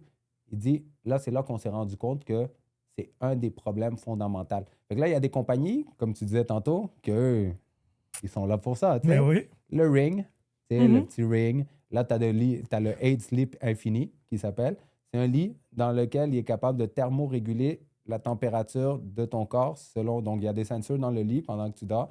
Et là, il sait quand ton corps il descend à une certaine température. Fait qu'à la place que toi, tu te réveilles et t'enlèves ta couverture, ben le lit, il le fait tout seul, ajuster la température. Fait que toi, tu n'as plus à te réveiller. Fait que tu restes dans un sommeil profond. Tu as tes 8 heures de sommeil. Tu te lèves, tu es top shape et tout. Mais c'est là qu'on se rend compte que le sommeil, c'est un game changer. Moi, là, il n'est pas passé 9h30 que je suis déjà en train de dormir. Mais le matin, quand je me lève à 6h, 6h30, là, je suis brand new. J'ouvre les yeux puis tout. C'est un sommeil récupérateur. Un sommeil récupérateur. Avant, je me couchais à 10h30, 11h, 11h30. Tu regardes la série, tu es couché dans le lit avec ta femme, tu regardes un petit peu. Ou même tu sors. Mettons, on est sorti il y a 2 samedis, là, elle avait un souper du travail. C'était le souper le plus long de ma vie parce que, 1, j'ai pas bu. Puis 2, c'était plate. On s'est couché 11h, 11h30, on va dire. Tu verrais comment j'étais poqué le lendemain quand je suis allé me travailler. Je suis plus fait pour ça. Mon corps, il fonctionne plus. Moi, tu ne l'as pas habitué à ça. Non, on n'a plus cette habitude-là. Il n'y a plus cette habitude. Un gros gabarit comme moi, là, ça doit s'écraser. Tu comprends? Moi, c'est lourd de me transporter toute la journée. Mais... Non, moi, tu vois, même moi, hein, la vérité, bon, moi, je dors toujours. Je suis au lit à partir de 10h. Moi, je regarde toujours une émission drôle parce que j'aime ça dormir de bonne humeur. De bonne humeur, oui. C'est toujours important pour moi. J'ai ma télé et tout. Bon, pas d'écran beaucoup. C'est surtout une petite émission de 20-30 minutes. Peut-être que je viens d'écouter 1h30. J'ai juste envie de rire. Je veux pas les trucs dramatiques avant de dormir parce que là... Après, ton cerveau est perturbé. Exactement. Je dors super bien. Je me lève à 6h45 sans même rêver matin. Normal. Après, tu sais, il arrive des week-ends et tout. T'es poqué ou non après? Je suis poqué parce que l'erreur que je fais puis que je bois pas, ça change rien du tout. Parce que je bois pas en excès. Je connais mes limites. Puis moi, je suis un gars de gin soda. Ça veut dire que je m'hydrate tellement. Ouais. C'est que de l'eau avec un peu de gin. C'est 45 calories. Je vais certainement pas mourir de ça. Je ne mélange pas trop l'alcool. Mais si je dors, admettons, à 2h du matin, je sais que je vais me lever à 6h45. Et là, mon corps va être là comme genre... Qu'est-ce que tu as fait? T'as pas assez dormi. Puis je ne peux plus me rendormir. Et là, je suis dans la merde. Là, j'essaie de faire une sieste et là, ça débalance un peu. Débalance tout. Mais je me connais. Mais je pourrais faire la même chose, mais finir ma soirée à 10h30, mais boire la même chose. Tu sais, faire le même genre de party. Top shape. Top shape. Moi, c'est mon sommeil, mon cycle de sommeil. C'est pas qu'est-ce que j'ai mangé, c'est pas qu'est-ce que j'ai bu. C'est vraiment maintenant, mon corps est tellement habitué à me lever à 6h45, moins 8h. Fais ton calcul. Tu dois pas réguler. Que je décale, tu sais, je quitte le pays, je décalage horaire et tout, je suis encore sur l'horloge à domicile. Ça me prend 24 à 48 heures. Récupérer. 8 heures de sommeil. Dès que je frappe mon 8 heures et je synchronise, je suis bon.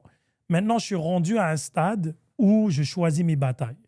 Il y a des soirées, on joue un match. Moi, je joue au foot le lundi. Les matchs, des fois, sont tard. 10h30 et tout, 11h. De toute manière, que je ne prends pas un verre avec eux après ou pas, j'arrive à la maison, mon cœur est en train de pomper quand même. C'est encore sur l'adrénaline. L'adrénaline. Je sais que je ne vais pas dormir à 11h. Le plus tard que je peux dormir, c'est minuit d'habitude. J'arrive chez moi, je prends une douche chaude, je prends une mélatonine et je dors. Parce que je sais que si je ne la prends pas, je vais m'endormir à 2h du matin parce que naturellement, mon corps ne va pas être prêt et je vais être KO. Je dors comme un bébé. Puis, tu sais, mélatonine, c'est naturel, là, on va dire les vraies choses. Moi, je les prends juste les journées que j'ai du sport le soir. Tu sais que... Parce que je connais mon corps maintenant. Sinon, le lendemain matin... On a vieilli, on a mûri aussi. Hein? Tu sais, avant, comme je te dis, on pouvait sortir 2-3 jours de suite puis tu récupérais en 24, t'es correct. Là. Moi, oublie ça une nuit. Maintenant que je suis à la nouvelle job, je dois être là-bas à 5 h le matin. Fait que je dois me lever à 4 h, 4 h 15 maximum, OK? Mais je me couche à 7 h, 7h30, 8 h le soir. Parce que si je dors pas mes 8 h, et là, moi, je te rajoute une autre chose. Moi, dans mes journées, j'ai une sieste. Une sieste qui est primordiale de 30 à 45 minutes quand ça me permet. Mais les journées que je ne fais pas ma sieste, je sais que c'est une longue journée, mon humeur n'est plus là, ma mine est basse et tout. C'est pas en tant que tel peut-être associé, mais dis-toi, je m'entraîne 2 fois par jour. Sur un volume d'une semaine. Là tantôt, je suis arrivé chez nous après l'église et là, je suis dans le sofa en train de regarder la télé avec ma femme et je passe out. C'est mon 45 minutes. Puis là, elle me dit, tu t'endors tout le temps. Je fais juste le jour que tu vas transporter la moitié de mon poids, OK? Une journée quand tu vas transporter la moitié de mon poids, puis que tu vas savoir, mon corps, il a besoin de ça, tu sais. Je ne veux pas refuser quand mon corps, il a besoin de ça. Et le soir, je vais arriver, je vais me coucher pareil, hein. Sieste ou pas sieste, je vais dormir profond, puis tout, parce que je pense que là, j'ai fait tout en œuvre pour que mon sommeil soit prioritaire. Puis c'est ça qui me permet de le lendemain me lever, puis pas avoir autant de douleurs, puis pouvoir performer. Tout à fait. Moi, de toute façon, c'est une combinaison de deux. C'est qu'est-ce que je mange et comment je dors. Ces deux trucs-là m'affectent clair, net et précis. Moi, je suis avec les Foufou Bro, là. Shout out aux Foufou Bro. Ah, yes. Shout out aux Foufou Bro, ouais. Donc, Boulos, il me fait les repas puis tout. Ça a été un autre game changer. Je t'en rappelle, je t'avais dit que l'hernie discale puis dans mon dos puis tout. Depuis septembre que je fais affaire avec eux, j'ai droppé 22 livres. Wow! Je suis top shape. Je me sens top shape. J'ai pas eu de rechute, de douleur de dos. J'ai pas eu rien. Ma qualité de sommeil est impeccable. Ma consommation d'alcool a diminué. Mes performances se sont améliorées. Mes liftings se sont améliorés. Donc, tu sais, je pense que tout est en train de s'œuvrer pour être dans la meilleure shape que j'ai jamais été de ma vie. Puis c'est ça, c'est faire des changements. Tu sais, on parlait de ça, mais c'est faire des micro-changements, des ajustements.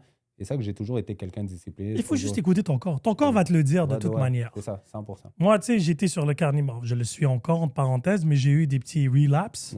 Un petit week-end, truc, je ne vais pas me casser la tête et tout. Sur le coup, ça se passe bien. Le lendemain, je le sens. Mal au ventre, je me sens slow. Puis là, je dis, mais qu'est-ce qui se passe? Là, je dis, ah oui, c'est vrai, j'ai niaisé hier. Et à chaque fois... Et notre digestion est moins bonne, hein? Plus on vieillit, plus c'est vrai.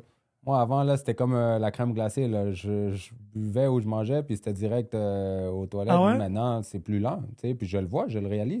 Avant, je pouvais aller 2 fois par jour aux toilettes. Maintenant, c'est 1 fois, puis je dois pousser. C'est ouais. Lent, moi, quand je suis rentré carnivore, ma digestion a pris un coup, mais mon énergie stabilisée. Je dormais bien. Tu le vois dans d'autres facettes de ta vie, l'amélioration. Exactement. Même mon inflammation, que j'avais des problèmes, beaucoup moins. Ah, ça oui. So, je me dis, tu sais, à la fin de la journée, oui, mais après, des fois, je me retrouve dans des situations sociales. Là, je dis, j'ai pas envie de me faire chier. Parce que manger des steaks matin, midi, soir, j'ai même eu une écœurantite il y a 2 semaines. J'étais tanné. Et là, je dis, tu sais quoi, j'ai une vie. Laisse-moi juste profiter ce week-end et je me remets dedans.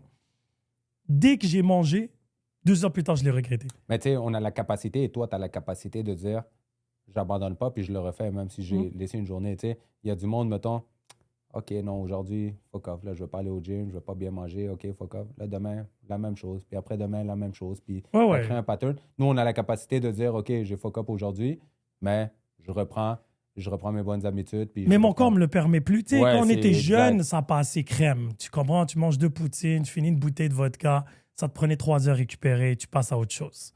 Rendu où je suis rendu maintenant, c'est bien cute. Je peux faire ça une fois, disons 2-3 fois par année, il n'y a pas de stress. Mais je sens la récupération où je suis déçu de moi-même, en fait.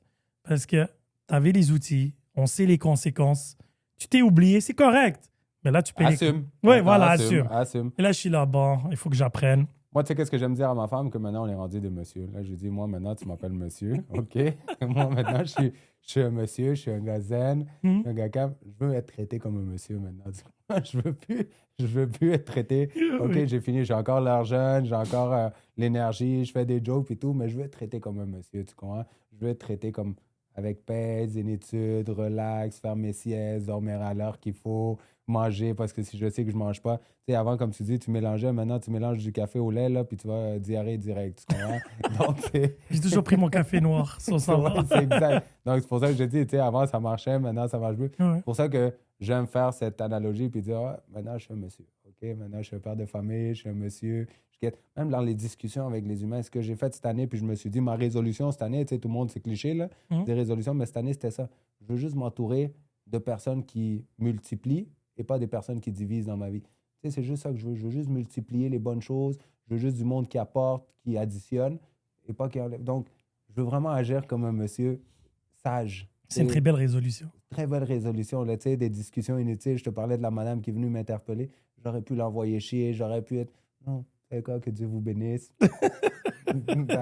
Puis je pense qu'on s'évite des casse-têtes. Ça n'a pas de prix. La paix mentale, ça n'a pas de prix. Là. Tu sais, on est rendu à un âge là où... À quoi ça sert s'embarquer? Je suis rendu un expert du thumbs up. Ah cool. Ouais. Ça m'arrivait beaucoup quand j'étais jeune. Là, je finissais les arts martiaux, des gros sparring, puis tout. T'as mal à la tête, t'as reçu des coups et tout. Et là, t'es dans l'auto, puis il y a du monde qui te la rage au volant, puis tout. Puis c'est les saluts, t'es comme... tu sais, que Dieu te bénisse, vas-y. Moi, je peux rouler avec mes 2 flashers, puis je suis bien correct. Moi, je suis content. Non, j'ai encore malheureusement, une fois de temps en temps. La dernière fois, mais ça me fait toujours rire. Parce que chaque fois que quelqu'un a genre de la rage, klaxonne et tout, puis là, ça part, je le rattrape, puis je fais juste le regarder. Puis là, je vois qu'il ne veut plus regarder. Je dis, mais tu sais, il y a toujours des conséquences à chaque geste. Ce que je suis en train de t'apprendre présentement, c'est que peut-être il va y avoir un gars qui est en train de passer une mauvaise journée, puis qui a envie d'extérioriser cette énergie-là sur toi, puis il va vouloir sortir et te suivre et tout. Ça devient problématique. Mais moi, je fais juste le regarder, je dis, relax, guy.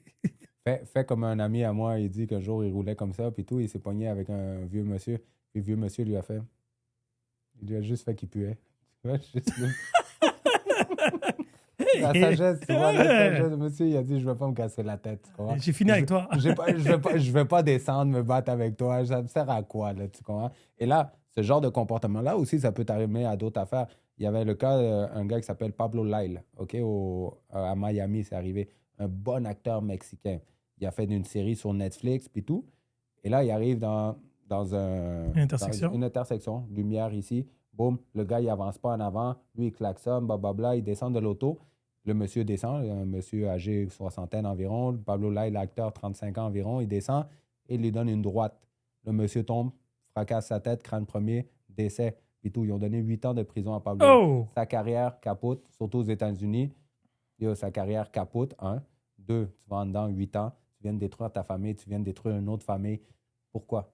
Parce que tu étais pressé, tu pensais que tu allais arriver 2 minutes avant. T'sais, à quel prix? Est-ce que ça vaut vraiment la peine d'embarquer dans des situations comme ça? C'est pour ça que je dis maintenant, moi, je vais être traité comme un monsieur. Donc, zen, pas de problème avec personne. Le monde qui veut s'embarquer dans des discussions, dans des problèmes. Tu ne peux jamais plaire à personne. Tu ne plairas jamais à tout le monde, tu comprends? Donc, ceux qui t'aiment, bienvenue. Ceux qui ne t'aiment pas, que Dieu les bénisse. Amen. Puis je te le souhaite. C'est une très belle façon de conclure le pod, en fait. Ouais. Tu vois, c'est ça. Donc, Dieu vous bénisse. Donc, et Coach Will va être traité comme un monsieur. Comme un monsieur. That's it. La paix. La paix. Pourquoi? Ben oui. On vit dans un monde de guerre. On vit dans un monde qui est en crise en ce moment partout. Puis tout. Donc, juste avoir ce genre de synergie, cette énergie. Aujourd'hui, j'ai trouvé un très beau moment à l'église quand ils étaient en train de faire le chant. Et là, je me suis retourné. J'ai vu tout ce monde-là. Je dis, veux pas, c'est pour quelque chose de positif. Tu sais, à la place de penser à se bombarder, penser à conquérir des territoires, penser à conquérir du pétrole d'un autre pays, à faire de l'argent, à faire ci. Chris, c'est-tu compliqué de juste tout conspirer pour le bien de l'humanité, pour qu'on soit bien, pour que ça œuvre bien, pour que les maladies de ce monde disparaissent, pour que... Tu sais? C'est malheureux, mais c'est vrai. Il faudra plus de ça que de ça. Puis bon, écoute, une chose à la fois, puis ça commence par l'éducation et les futures générations et ainsi de suite. Hard work, dedication. Very good. Bonne continuation. Merci beaucoup. Tu reviens quand tu veux. Merci, toi aussi. Merci, c'est gentil. C'est toujours apprécié. Et bon succès, puis espérons que celui-là soit encore plus écouté que l'autre. Oui, mais oui, sans. Merci encore. Merci à toi.